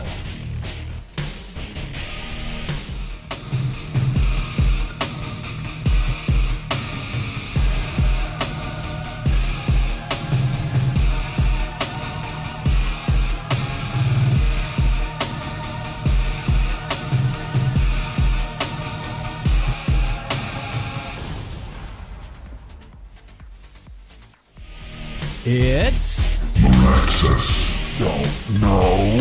You better ask somebody.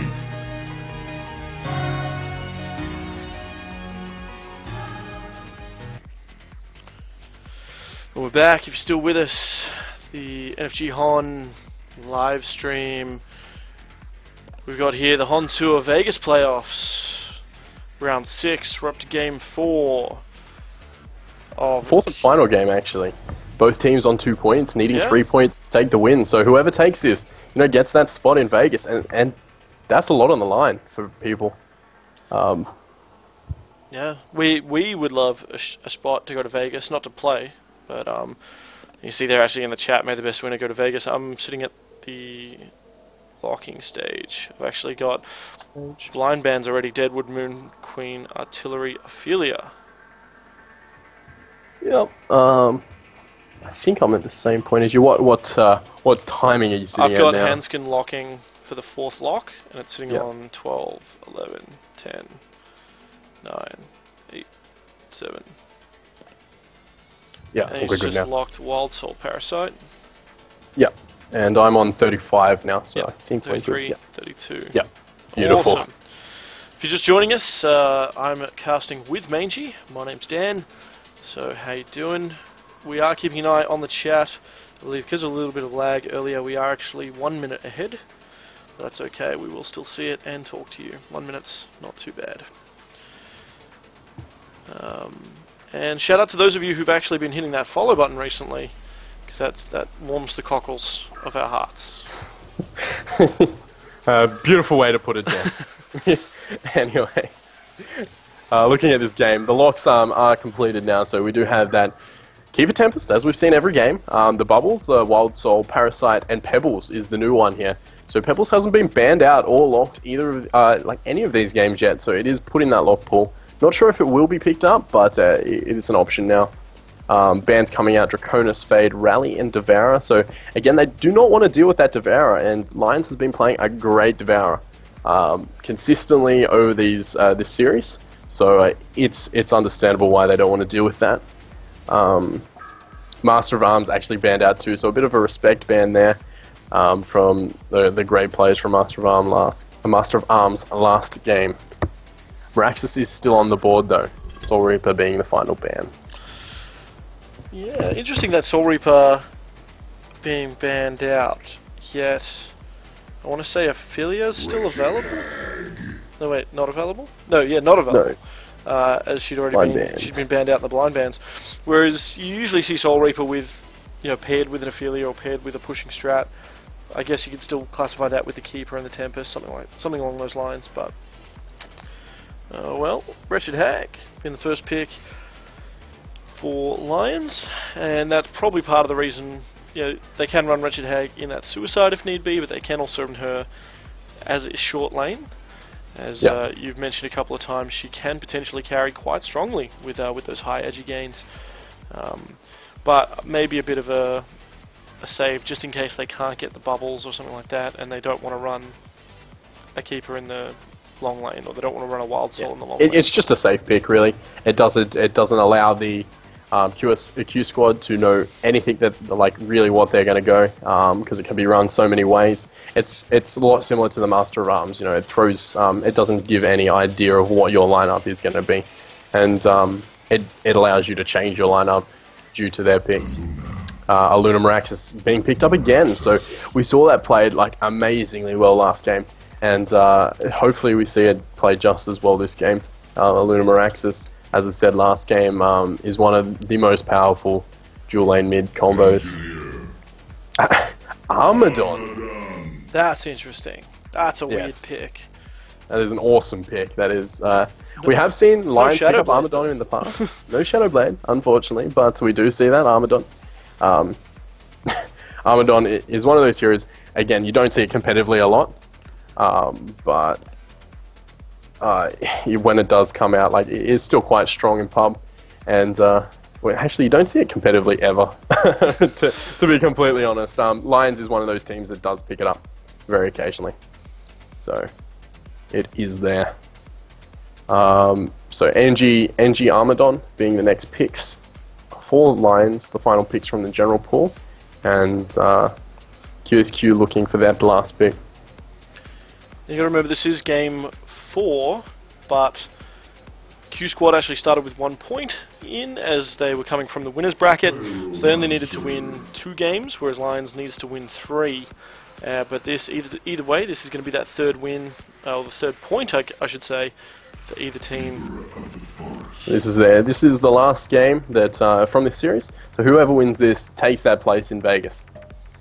Again, this is a replay, so these games have been played and they have been casted, but this is for the people that haven't seen it, so no spoilers, thanks. I will be timing anyone out that spoils. Oh, don't throw that challenge down, because then you're going to have to start doing it. But yeah. You should have faith in the people in the chat. You should be like, I come on guys, let's pull together. I always have faith. I always have faith. But we do Pyromancer comes out on Q Squad for last in the general pool. We see that that Keeper and the Parasite coming up.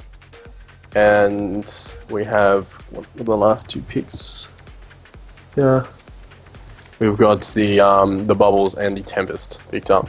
So again, I mean, Keeper and Tempest have been against each other, and Keeper's just come out on top every single time. So, there has been a bit of a trend there. We'll see what happens. Let's get it on.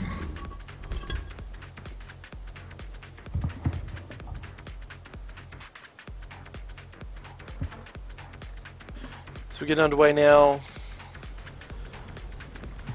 Q Squad running that Meraxis this time. They've still got the Tempest, Aluna. We ran the Meraxis last time.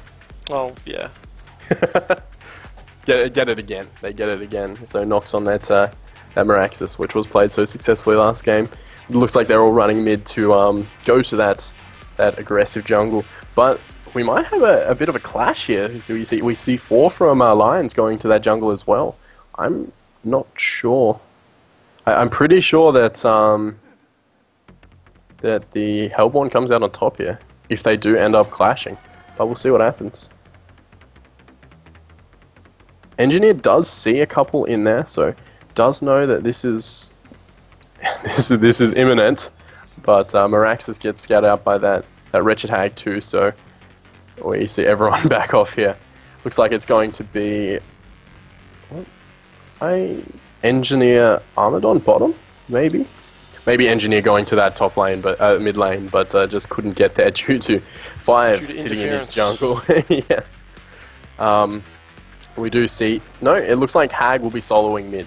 So I really like that change up. See, they know that they're going to be versing that that really strong mid lane. Just chuck a hero that doesn't die in there, you know, and make them waste that resource, you know, not get kills like they did last game, and you just really can't take off if you don't get kills on that double lane. So all this Hag has to do is not die and grab a bit of experience. So they are running that pseudo tri-lane in the bot with the Engineer, Armadon, and the Parasite, maybe going to the aggressive jungle. I don't think he's going to without boots. He's obviously going for that Blood Chalice instead. Which he does have now if he so pleases. I'm sure that is sitting on the courier, or not. It will be coming. It will be coming.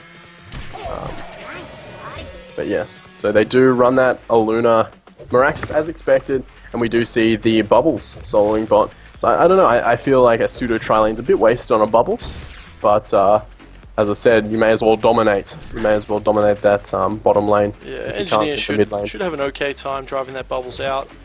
Yeah, but Bubbles again, is gaining control here because he didn't get that deny from the, but he does get jumped on here and is taking a lot of damage. Yeah, definitely. Up in this top lane, we do see Pyro going up against Keeper. I'm going to go ahead and say Pyro. I would give Pyro the advantage in this lane. Pyro is one of those just really strong solo heroes, especially against a melee solo, and he is getting up that fervor. So going for those creep kills and just auto attack harass. Yeah, even with that Nature's Veil, I think here with the Forest is going to have a bit of a rough time. Yeah, bit of that mixture of magic damage and just damage. And the mid lane, it ends up being the similar story as top. Aluna trying to drive that Wretched Hag out, but as you said, really don't see Wretched Hag dying. He's not going to get to a point where he's going to let Miraxis get too close. Yeah, if he does get stunned by this Aluna, he could get caught out, but again, with that blink, even if he does get stunned, he could most definitely get out of there. And I wanted to give a shout out to T25K, who has hit that follow button on Twitch. So thanks, buddy. You're a beast. You're a beast, man. Beast among men, even. Again, if you ever want to come to my place, I know it sounds dodgy, but I will make you a beautiful dinner of spring rolls. Either way. This Tempest is just farming up a Storm, as you'd expect from a Tempest. Along with this Parasite, who hasn't had the opportunity to go for a gank yet. Again, that's why I would have expected the Parasite to go aggressive jungle this game, but maybe looking for those boots and grabbing that thing before he does. He is just clearing out camps, doing a bit of farm here. Parasite's in a similar boat, double stacking these easy creeps actually and getting a little bit of help from Wretched Hag. As it's probably a little bit too much for him to take on his own. Yeah, so Parasite does have a bit of farm. Probably going to go those boots. And again, I'd hope he changes jungles because there's no need for him to be bottom lane to get any kills. I think there's Bubbles. Ooh, just take covering and stun, actually. Yeah. Great take cover there. So, just a bit of a harass coming out on the Bubbles. Bubbles getting boxed out, but he has managed to get level 3, you know, and another great takeover by the Bubbles. This NG just not being able to land any stuns as of now, but Bubbles can't really go in aggressively. If he does use that Shell Surf, he'll probably die to the Armadon, even if he does get that kill. Yeah.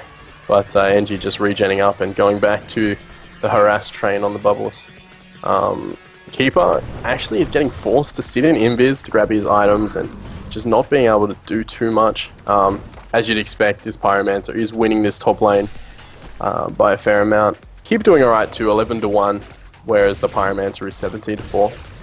But again, with that fervor, it's just such good harass. Ooh, Parasite in the aggressive jungle right now. He's in a Vagabond leader, putting out a little bit of harass on this Pyromancer. It's not going to be much by any means. Stealing a bit of that farm from the Tempest. Yeah, I don't think it's going to really matter though, because it ends up double stacking. Yes, he can go and grab that Skeleton King now, and I'm sure he's going to use that Vagabond to go on harass now too. So Tempest is getting harassed a little bit. Even the Keeper is coming to help. Actually, Wretched Hag's here with some haste, throwing that Haunt out as well, and Sonar screams that's going to be the Bloodlust kill in favour of Hanskin. on that Parasite. That's certainly going to help, and that's going to give him some time to free farm in that Hellborn jungle as well. Yeah. Bit of uninterrupted Really, aggressive farm. really well played by Lions there. Again, with the Wretched Hag mid against an Aluna Meraxis, you're not going to get any creep kills. It just doesn't happen. Like, you'll get an off creep kill here and there, you know, but you're not going to be competing for farm against a Meraxis Luna. Camping that rune is a really good way to keep that farm up, and he is taking that yellow camp out as well, stacking and taking it consistently, so keeping up that farm a little bit. But Hag camping that rune and ganking and getting that Bloodlust kill, along with the Keeper and the Parasite. Engineer again forcing that Bubbles way out of the lane, letting Armadon farm up a very pretty Storm here. He's got 1700 gold saved up, and he's just going to walk into the side shop here. Boots and a life tube, that's got to be tasty. Yeah, Armadon is going to go for that really early tankiness, and Armadon's one of those heroes that snowballs really well. Apparently, okay, it's good now. You're lagging a bit again, okay. Says Swift, but it looks like it's alright again. Guessing the roommate's trying to get to maybe he's actually like tethered himself and gone, or like dialed it back a bit. He wants to get his hands on some Game of Thrones. Definitely. Vagabond Leader being picked up by this Parasite here. Obviously stealing farm from that Tempest. Tempest using those elementals. Keeper of the Forest is nearby, just enough mana for that ultimate now. And Luna's around too though, so... Yeah, I really don't think he's going to be able to make anything happen. Trying to box out that Parasite, like, get that Parasite out of the jungle, which is, They could be turning on this level 4 Luna here though. There goes the root and that leech ability coupled with that Parasite ulti. And Krebs getting the kill onto Nova. Nova did have that Ward of Rev down, unfortunately. Whether he saw the Keeper of the Forest or not, he just couldn't outrange that root in time. And so it is two for none in favour of Lions right now in this fourth match of round 6. Yeah, again, Keeper using that ult early, grabbing that quick kill, bit of farm there, scaring that Aluna out of the jungle, I'm sure. Aluna will think twice about sitting in that jungle again. But Parasite has headed back to base and is going to his own jungle now. Hag's back mid, so Hag's had a bit of solo against this Meraxis, but Meraxis again, like with that early start, is doing extremely well. Does have a level 6 now, but so does Hag. Aluna coming back to this mid lane too. So Aluna's still level 4, unfortunately, not having as good a time as she was last game. No boots, no items or anything. Yeah, again, like you look at it, they weren't getting kills. They're not getting kills this game, whereas last game they got kills. That mid lane. So I really do like that swap out, as I said, with the Hag to solo against that double lane, that dual lane mid. Engineer just doing a bit of the stacking here, so great job there. Double stack both those light orange camps. That Armadon with that spine burst ability is really capable of taking out great steal stacks. by that Parasite. Aluna was pretty much screwed either way. She decided to pick up that haste rune, but obviously that leech ability, the face hug ability from Parasite, taking it and helping kill her. Nothing she could have done, because if she just left it, Parasite would have picked it up anyway. Yeah. Chased her down. Unfortunate there, but Aluna does drop. Aluna not having too much fun this game. Sitting on 50 GPM actually, 0 to 2 and only level 4. So a bit of food there. You do see this Engineer, he's level 3 too, so under-leveled a bit too, but he is stacking, he is pulling, he's just doing a great job supporting. And yeah, I'm sure he'll start picking up the levels soon. Bubbles is actually coming in to get on the back end of this stack, trying to take out these creepies. Engineer being at base currently? Yeah, Engineer being at base. Can't really stop this Bubbles doing what he's doing right now. But again, you do see this Armadon with complete free farm down bottom at 330 GPM. So he does have his helm now, working towards probably full boots next. Doing a lot of damage to that Bubbles. Just look at those spine bursts go. That stack is just annihilating Bubbles. And Bubbles even level 6 with a Kelp Field.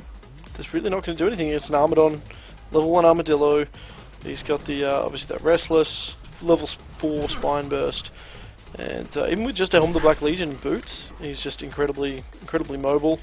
Chase you down. Yeah. Meanwhile, at the top lane, the Legion side did push it in, but the Parasite, the Keeper, and the Engineer pushed them back and just denied that tower. So, great work there. Bubbles rolling around in the aggressive jungle a bit, looking maybe to set up something on mid, but there's no one there. So yeah, and Hag saw him there anyway, so... just rolling around, probably trying to find some farms somewhere, because in that bottom lane he is not getting very much at all. Do you think it's wise for them to leave Armadon on his own there? So, you know, your history would tell you not to attack an Armadon in general, not to try and focus on Armadon, but I think they need 3 or 4 of them to just go there, collapse on him, and shut him down, because he's starting to get a bit extreme here. I mean, obviously he's not. It's not like he's got a shield breaker and a Savage Mace or something, but if they let him get ahead, he could just become incredibly tanky, and they're going to lose their window to take him down. I'm sure what they're going to do is wait for that Meraxes PK. Once that Meraxes PK is coming, they're going to set up a lot of ganks. They do have that Pyro with the burst damage, they've got the Meraxes with the burst damage, and they've got just consistent damage on lockdown. Meraxes getting jumped on here, he's trying to pop that regen, it's not going to work though, being the Horn on him. Matrax and the Arcane Shield are active. Bubbles is here with that kill field, only hitting the Hag, unfortunately. It is going to stun her out a little bit, though. Tempest is nearby, doesn't have that ultimate for another 10 seconds, and he's just going to drive the rest of the Legion team back. They are all grouped up here with a root ready from the Keeper of the Forest. But a bit of an exchange, nothing happens. Yeah, the Bubbles did get the Parasite too, I believe, but Parasite just jumped in to their catapult, negating it completely. But we do see Armadon just farming up a Storm, as you would expect. He does have these triple stacks. Parasite is clearing out a couple, but Armadon's going to go and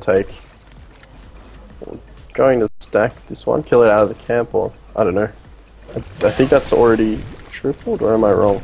Yeah, that one's already tripled, so it's not going to stack again, but he does manage to stack the top camp. Sorry, the bottom camp again. We're taking out the triple stacks here and just farming a lot. Tempest won't be able to take out a triple stack of Ancients on her own. So they're probably going to look to group up and take those shortly. Portal Key picked up on Pyromancer, which is going to be huge. We did see a Pyromancer game the other day. I believe that was in the CGI, though, wasn't it? Yes, yeah. Yes, Moash. It worked out really well. I mean, he ended up getting a Frost Wolf Skull, Portal Key. Yeah. And he was sort of the only carry they had. Similar circumstances to what's going on here. And if Style, keeps up that farm, 300 gold per minute at the moment, he's going to be able to clear creep waves very easily with obviously the stun wave. He could start to come back a little bit here and put a bit of a hurt on that Legion team. Unfortunately, though, he's not going to be able to do much to this Armadon unless he picks up a shield breaker. Well, yeah, pretty much. Right now they're in a great position. Oh, thank God. It worked again. Don't worry. Sorry, pauses scare me, boys. Anyway, Armadon has that Keeper armor as well. He is extremely tanky already. He has 1300 health and 26 armor, so 61% damage reduction. Wow. And on top of that, he has damage reduction from the rear by another 40%. So when that is uses Plated Greaves, that gives him a +2 armor as well. Wow. I believe I checked that when he was using Plated Greaves. So he does only have, with the Keeper armor and the Plated Greaves, he has 26 armor, but without it he has 14 armor, which is still a lot. Well, certainly 45% damage reduction straight up. Plus Armadillo, 40% from rear and things like that. So interesting. He can play balls to the wall in the middle lane here up against this Meraxes and a Luna. And Meraxes really not going to be able to do anything unless they get a Hellflower. Ports are coming in the top, though. Keeper of the Forest could be in a little bit of trouble. No Rev Wards, unfortunately, as Nova getting there a little bit too late. He's just going to roll out. Yeah. Just chilling there, getting some XP. Right now, Hag's probably looking towards recovering now. Again, having to verse that dual lane mid. Doing a good job, you know, not dying, doing his job. Also dying once, but setting up a kill as well. So, doing his job. Right now, just looking to stack some camps. Pyro is rolling around in the jungle, does have that PK. But Pyro's mana pool is quite small considering how much his skills cost. Yeah. So Pyro has just enough to... Oh, he has a bit more than just enough, but he can only PK, stun, wave, and ulti. And as soon as he does level up that ulti again, which he is getting close to, it will cost even more. Ooh, Wretched Hag throwing the Bat Blast out onto that Bubbles. He should be able to be fine though, popping the bottle in the base, in the well. He could take cover as well if he really had to. One moment, I've got a phone call. Sorry about that, Dan. You're right. Illusions from that Keep of the Forest, just interrupting Marley on that Tempest from his farm, which is not too bad. 277 gold per minute is a very even game here. 700 gold difference despite the 2-kill advantage on Lion's side, as the game's actually slowed down somewhat here. But it looks like they want to get this tier 1 tower. Having said that, Keeper's in the top lane, potentially getting that tower. It looks like they're just going to let it go and push both these two side lanes instead. Question is, which one will the Hellborn team teleport to? It's going to be the top lane. Ooh, great stun wave for Pyromancer. That's going to be a lot of money.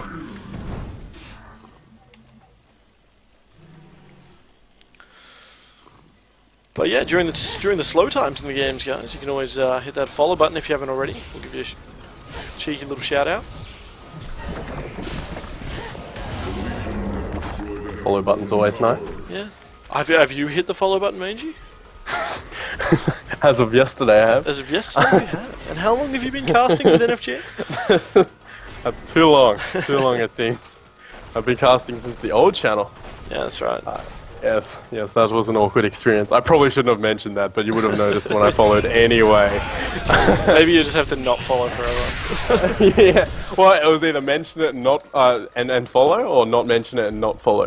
And that was my two choices.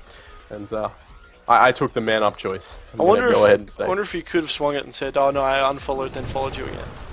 I probably could have, yeah. But like well, that's not how we do probably would have things. checked through them. That's not how we do things in NFG.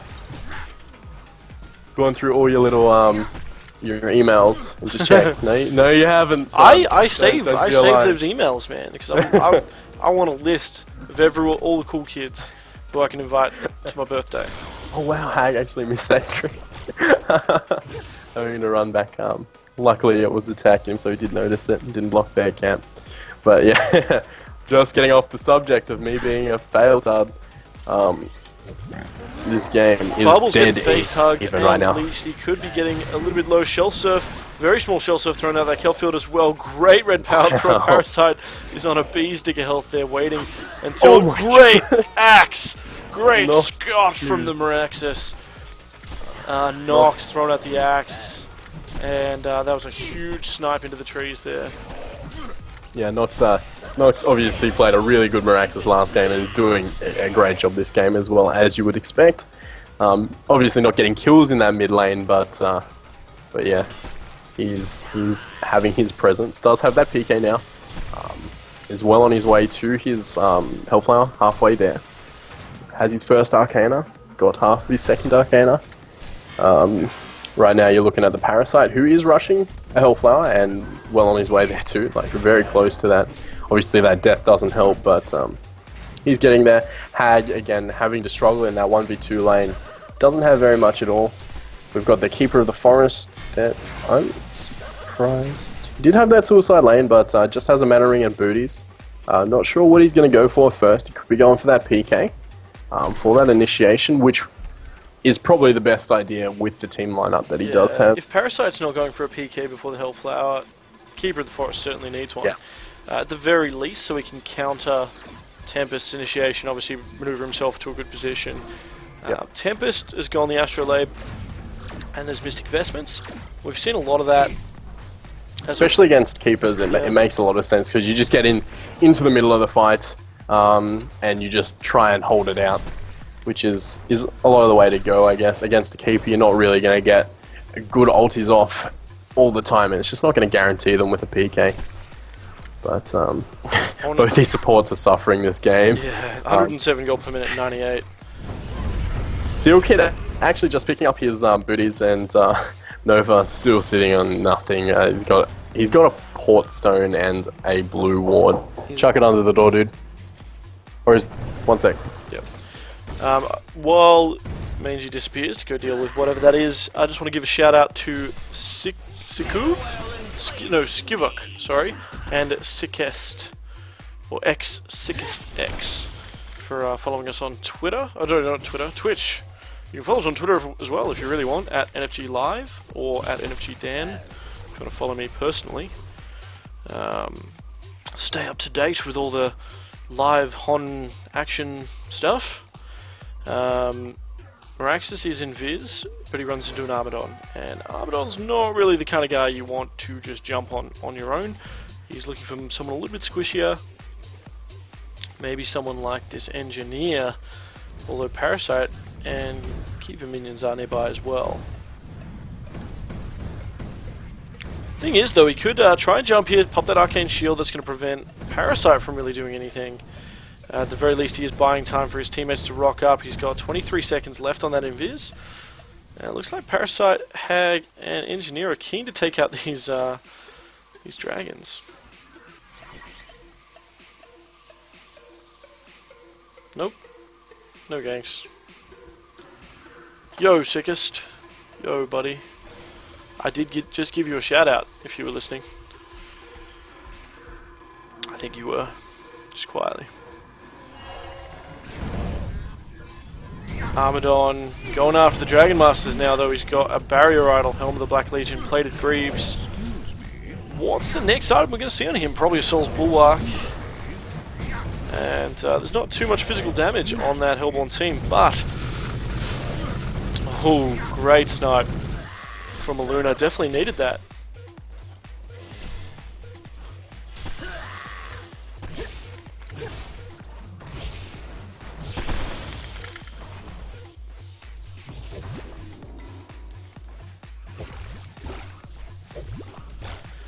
Yeah, we are doing a replay cast. Obviously, some people hadn't seen it because we're in a different time zone at least, as it is at 9 PM over here. But we ask, please nicely, if you could leave any spoilers out, because I know some people haven't seen the match, haven't watched, or they just happen to watch with a bit of a different perspective. Obviously, myself and Mangy, once Mangy comes back. But yeah, I mean, we do some matches where no one else has done before.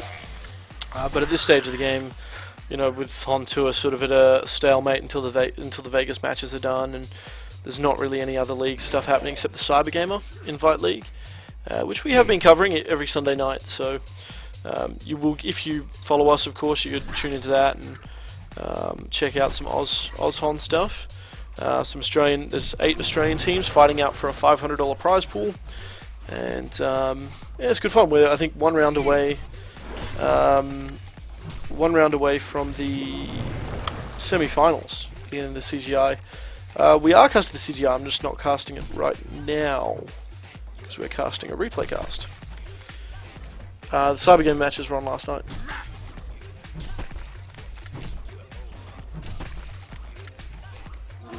D-Day 3.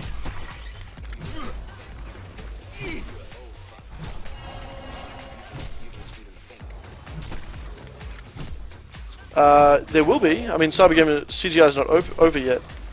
If you head over to the Cybergamer website, I'll drop the link in there in just a moment.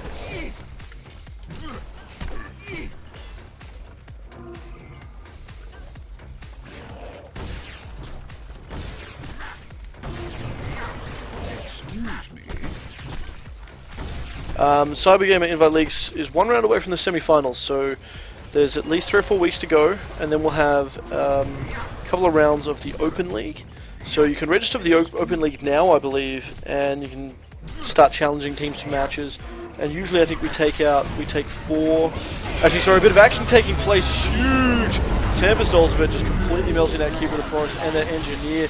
Bad Blast coming out from Wretched Hag, trying to do what she can. Parasite jumping at a minion. It is getting killed straight away, though, and he is getting stuck a little bit here. Armadon just unkillable. Eventually, Pyromancer and a Luna do go down, so it ends up being 2 for 3 right now. Tempest trying to teleport out. It's not going to work, though. He does get melted. That Armadon just doing so much damage, and it ends up being a 2 for 4 exchange. Armadon just doing incredible amounts of damage. Barrier Rattle, he's got the Gnome's Wisdom.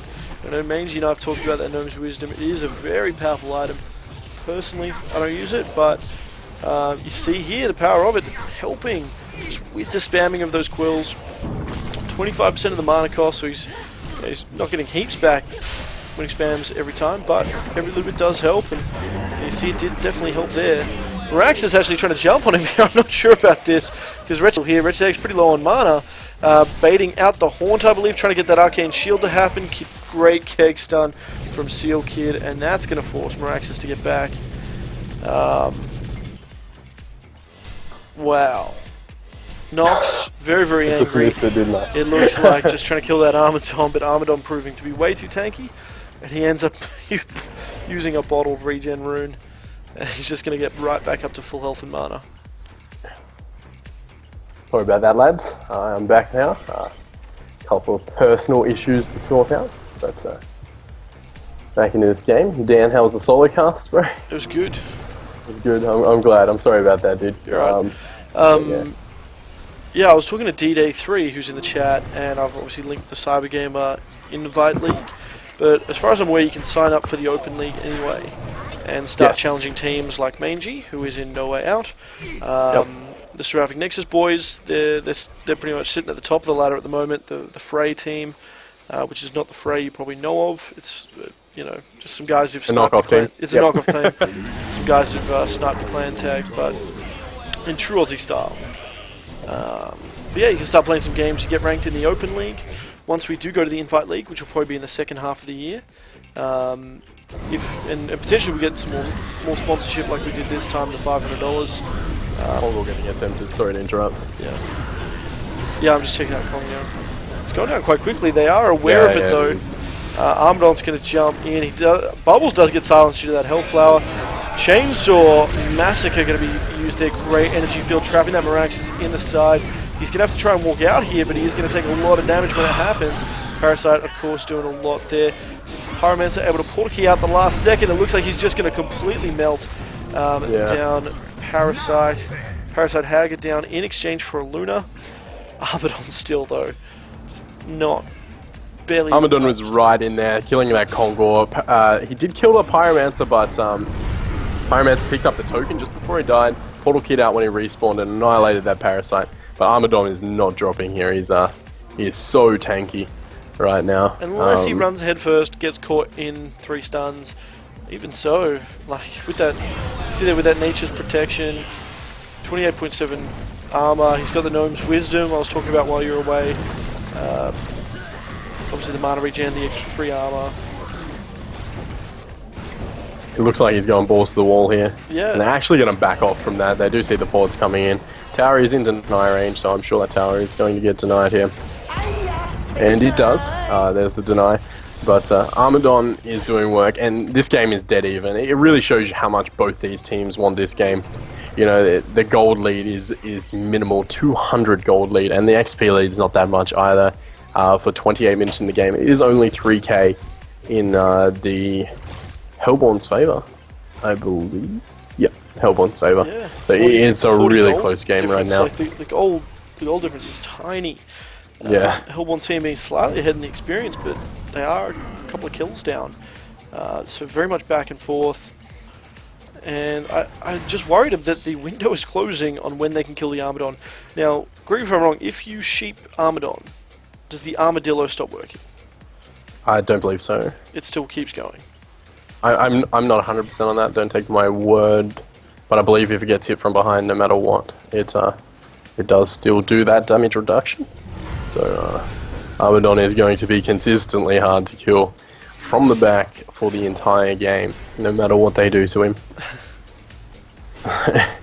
Yeah, that Armadon again, in that Kongor fight, like all I saw was him just tanking Kong, tanking 3 heroes, and just taking out the Pyromancer. Pyromancer again got a stunt off just before the Kongor dropped, and managed to pick up that token. But that's the only reason that fight was in the favor of Legion there. Sorry, the Hellborn there. Pyromancer looks like he's going for a shrunken head now, in fact. It's not going to protect him against that Armadon, but it should help protect him against... Does stop the slow. It stops the slow, there you go. It will definitely help him against the Wretched Hag, Parasite, Engineer. Pyro got a Gnomes as well? I didn't even notice that. Both teams got the Gnomes. Yeah, Gnomes is definitely picking up in popularity. Yeah. Again, I do feel there's better items, but Gnomes was picked up, so Parasite that's there. got his... Oh wait, he was in a creep, that's Hellflower. Ooh, energy field being popped there, and it looks like Engineer still might fall. He does get invis at the last second. Wretched Hag actually jumping to the front lines here using that Bat Blast ability. The the Barrier Idol being used on Tempest though, negating a lot of that damage. Hellborn team is on the run though, neither team has lost anyone. Engineer still standing around nearby, quite low. Luna does fall in the end, and Keeper Root going out there. This is going to leave the opportunity for Tempest to throw his ultimate down. Is he going to get a good position to do it though? Looks like he's going to save it for now as they fall back into the base. Just the opportunity just was not there for him to get down a good, good void. Again, like, even if you get that down, that Armadon's not going to die. Like, he took so much there, like, so much. Unfortunately, that jump couldn't, the Pyromancer missed the stun on the Parasite, I think it was, and couldn't quite drop the Parasite. They also didn't get that pick on the Engineer, which they were really looking for. So, you know, it just seemed like a stalemate right there after that happened, so it was very hard for either team, because the Legion does not want to push into the base just yet, especially against a Tempest ulti. Morax just getting a great pick onto that Wretched Hag. I was just watching that Wretched Hag, luckily enough, it was just over in seconds as Nox ran in with that. Does have his souls now as well, so just a lot of damage coming out from Moraxis, especially onto something like a Hag when he does have that Hellflower. The Hag doesn't have the blink ability, obviously, and Hag being one of the squishier on the team, just having a Hellflower right now, so only 900 HP, which will drop like nothing else. Armadon's got an axe to Malphite. Does this mean he's going straight for the Beast Heart? Yes, it looks like he is going for the Behemoth Heart, I believe, and he is going to be even more tanky, more unkillable from this team. Do you think that's where it's at, or should he be getting a Bulwark to counter the one Moraxis has? I really don't think it matters. The Bulwark would help, don't get me wrong, but you've got something that, like, he could get a Bulwark, or he could just get more health. He's already got, like, amazing amounts of armor. Yeah, thanks. He's already got amazing amounts of armor, so he doesn't really need assaults. They do try and jump here, they do get the Armadon from the behind, and he takes 0 damage. Turning around there for those. He's got more regen than they can auto attack out, I believe. So this Armadon is a problem. Marax is trying to jump on that Parasite there, unfortunately missing, and it looks like Marax is in trouble now. Yeah, he's going to get the energy field around him. I keep hearing it going off there, but it actually finally does go off. Maraxis does fall. Parasite stuck in the trees a little bit there. Engineer getting awfully low, getting that Blazing Strike on him. And Pyromancer is in a lot of trouble now. Obviously, Wretched Hag, Armadon finishing him off. Luna's not going to be able to teleport out either. Root keeping that Tempest in place, and it looks like he will fall. Bubbles being the only one that survives. Jonas and Van back at base.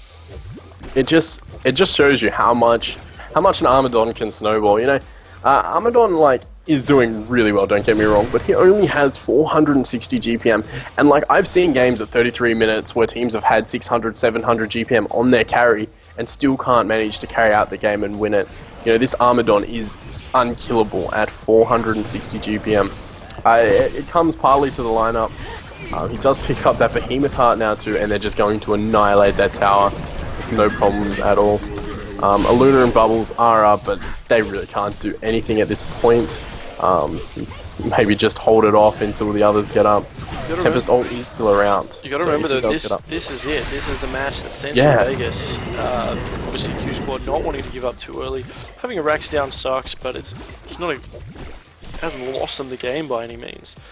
It is getting. Well, you can see how much these teams want it. Like Lions right there probably could have stayed in the base, pushed that range rack, or even gone bottom to push that last tier tower, but they really didn't want to risk it. You know, they know they're ahead, they know they've got the lead, and they're just waiting it out, and they're happy to do that because, you know, there's so much on the line, and they don't want to risk a throw at all.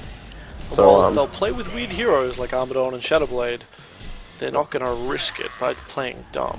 Like, yeah, exactly. Like, again, sure, you can say that these heroes aren't the god tier heroes that are picked up, but, you know, they are heroes that are there, and they're still strong heroes. And as seen by especially Lions picking up stuff like Armadon and showing how well it can run against what you'd say is a really like standard team. Again, Pyro is a bit out there as well, so both teams chucking out something that's a bit unusual. It's just Armadon seems to be doing more successfully this game.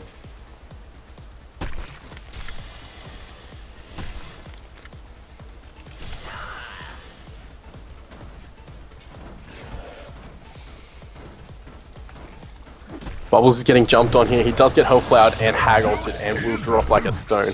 So down goes Jonathan Jonathan Fan, my bad. Yeah, again, that's a great pick off from Lions. They might start a push here. You do see the gold lead and the experience lead going into Lions' favour now, with a 7k gold lead and a 3.5k experience lead. Not long ago, you know, it was a 2k experience lead for the Hellborn side and dead even on the gold. So just these couple of team fights have swung that around quite a lot. But at this point in the game, it's still anyone's game. Sure, they have that mid racks, they do have that melee racks, but you know, if this Pyromancer can get a bit more farm, if they can get a good pick, the game's still anyone's favour. Like anyone's, sorry. God damn. That phone call chucked me right off. But a lot of pressure coming out. They're going to drop this bottom tower with no contestion, and they might even go for a Rax here. The Hellborn just trying to, you know, farm it out as much as possible before going back to defend. Looks like the Legion's not willing to risk a push right now, even though I really feel like if they were in game 1 or game 2, they would have been in the base right now, you know, sitting there, but they don't want to risk throws at all. So they're just going back to farm and continuing to hold that lead.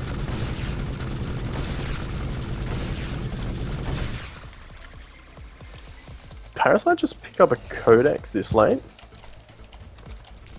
I think Parasite just picked up Codex. So Parasite picking up a 37-minute Codex. It's a bit interesting, but level 2 Codex. Level 2 Codex. It is a bit interesting, but, you know, again, that Luna that has absolutely nothing is going to drop like a stone to a Codex and a slow. So 700 HP will go down fast. And look at Armadon, he's right in the front lines here. He just does not care there. I get a stun in front of him though. Keepstone coming out onto that Miraculous. He's in a very bad position, stuck up against the wall there. Parasite getting awfully low. Parasite will fall. And both teams looks like they will reset, so it's not a bad pick off getting that Parasite, but they need more than that if they're going to be able to try and counter push. Armadon picking up a bulwark, so he finally does get one. I'm not sure, they've got to try and push this middle lane to try and get the counter racks. I just don't see it happening. I think they'd be more likely pushing one of the side lanes and trying to get at least a tower. But the longer they push this, surely Armadon's tank ability has to sort of cap out at some stage. Or is it at level 25? No, like, sure he will get stronger, you know, like he's still got 2 item slots to finish up. He's got that Demonic and he can sell that he can sell that Gnome's Wisdom, you know, like he's still got room to move. And, you know, sure you can say hopefully he'll cap out, but the rest of the Hellborn team's going to cap out too, and they're going to cap out later. And, you know, once Armadon's capped out, he can't get any bigger, but he's going to be so big, like, at that point, he'll probably just be able to sit in the fountain, you know? Turn his back on the fountain and just get an annihilation. Like, there's so much he can still do. Like, even if they do drag this onto a 70-minute game, he could swap out that helm for another heart, swap out the gnomes for anything, really. So there's a lot of room to move, as I said, and right now... With the barbed armor, does that give them damage back pre-mitigation or post-mitigation? Post. Post. Yes. So it's not as effective like that? No, it would do very, very little. You want to go for high health, low armor, really, or a high damage target. So, which the Legion, the Hellborn team doesn't really have. Yes. They don't really have that Draconis or Dark Lady or something or, like that. Yeah, Dark Lady. Ooh, Parasite actually trying to kill this Bubbles here. Is he going to be able to get him in time? No! Bubbles gets away on a bee's dick of health. And Parasite actually getting caught out here. Keep it ready to root. Does he want to use it though? There's obviously Tempest nearby with an ulti ready to go. Actually did miss what happened down there. Luna went down, I believe. Engineer did go down and return, but Pyromancer's going to pay for it with his life. Lensmeister, of course, he's on an onslaught. He just can't be killed. 6-0. They're going to push in. They don't really need to get this Rax here. They could just rotate. I believe they're going to finish off Kongor right now. So Armadon does finish off that Demonic, so that's a pretty big thing, and Tempest does pick up that PK as well. Keeper ult's still up though, so it's going to be really hard for Tempest to set something up. On top of the Keeper, they also have a Parasite this game too. So even if Keeper does use ulti, Parasite can sit back and ulti with his PK. They're going to Hellflower and just annihilate that Bubbles. So, it is not looking good right now for Q Squad. Obviously, they're not going to give up. You don't give up a game like this. There's so much on the line. Any chance, you could hope for 5 DCs kind of thing. That's definitely what they're hoping for right now. But they're on the back foot with that Kongor kill. Obviously, the Armadon's not going to pick up that token. There's no need. So Hag's going to pick that up, the one that is getting targeted, and he's doing a fair amount of damage himself, but still getting dropped quite fast, being low health. But again, Armadon could just sit at this tower and just beat on it right now. He is getting hit by a tower and getting targeted, but he's not even moving. To the point, like, he's regenning. Health per second. Yes. Thanks to Keeper of the Forest. And himself. I think he should just go for the melee racks here. Or then again, though, if Armadon does fall, if they are able to pump it up into, and Lions for some reason didn't react. Yeah, I mean that could be the throw that they're looking for. But well, exactly. That, like, as I said, if this was game 1 or game 2, I'm sure the Armadon would be happy to just sit at the racks and just beat on it. But right now, like, he does not want to risk anything going down. So he is he's playing as safe as, well, not completely safe, obviously. Like, he has to man up a little bit as an Armadon, but like playing it much more safe than you'd expect he would. Lots of Rev Wards trying to catch out that Keeper, trying to find out where he is. Poor Nova sitting on red booties. Yeah. Nova not having the most fun this game. Only has 800 health, so we'll drop it. 3 spines hit that Nova. Nova's going to be next to dead, kind of thing. So I'm not actually sure what's going on right now. They're not even pushing into base. I'm just getting dizzy watching this Armadon run around in circles. Spin around. Yeah, I think Armadon should just sit on the racks and just start whacking it and make them, like, force them to go on him, because he's chucking in a hit every now and again. It's like he's waiting for his creeps, but the creeps are going to die straight away. So why is he waiting? And like, he's running around. Yeah, I really don't understand. They could be waiting for an item, maybe. Like, he might be just doing this, farming up his Demonic, which he's pretty close to. So he's just clearing out these creep waves is really not the most entertaining thing to watch, but the suspense is there, obviously right on the edge of my seat, waiting for when it finally happens, I definitely won't be expecting it. I'm just gonna try and relax a little bit, see what happens. Actually, Reggie Hag jumps in, throws out the Bat Blast, only connecting with that Pyromancer. Barrier Runner ends up going down. Miraxis just completely melts that Engineer, being the first death for this team fight. Miraxis is going to be the second one, or is he going to get out of there? No, Armadon ends up cleaning him up there with that Savage Sick. Obviously it was cancelled, I believe, straight away by that Keeper route, and Pyromancer will fall down here as well. Tempest being the last one to walk out. The Parasite ulti. Oh, the Parasite ulti? I'm not 100%. Like, I don't know what cancelled it there. Because Keeper Root was used earlier to initiate. Either way. So, either way, it was cancelled. Still on full health. As I said, like I really feel they could have done that at any point in that whole time. But again, that it shows the importance of this game to both teams, especially Lions. You know, they do not want to risk anything. They are willing to run around for 10 minutes in circles, pressing W to win this game.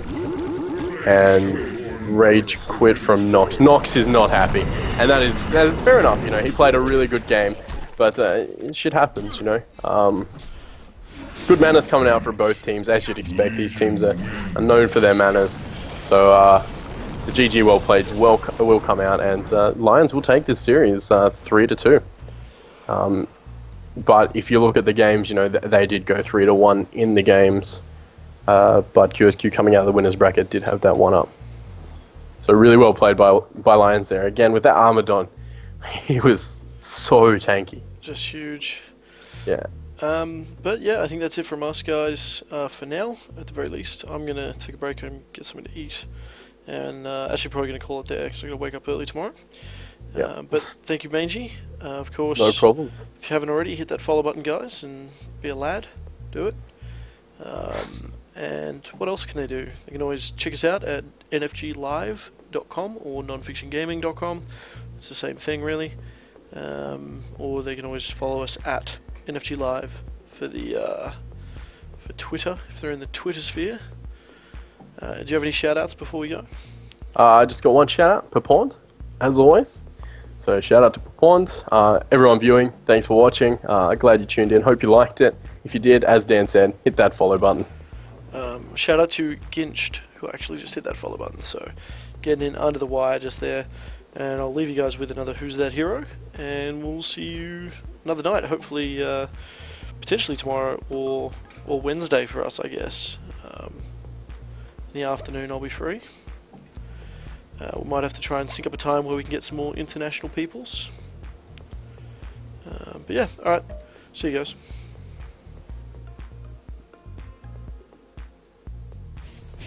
Who's that hero?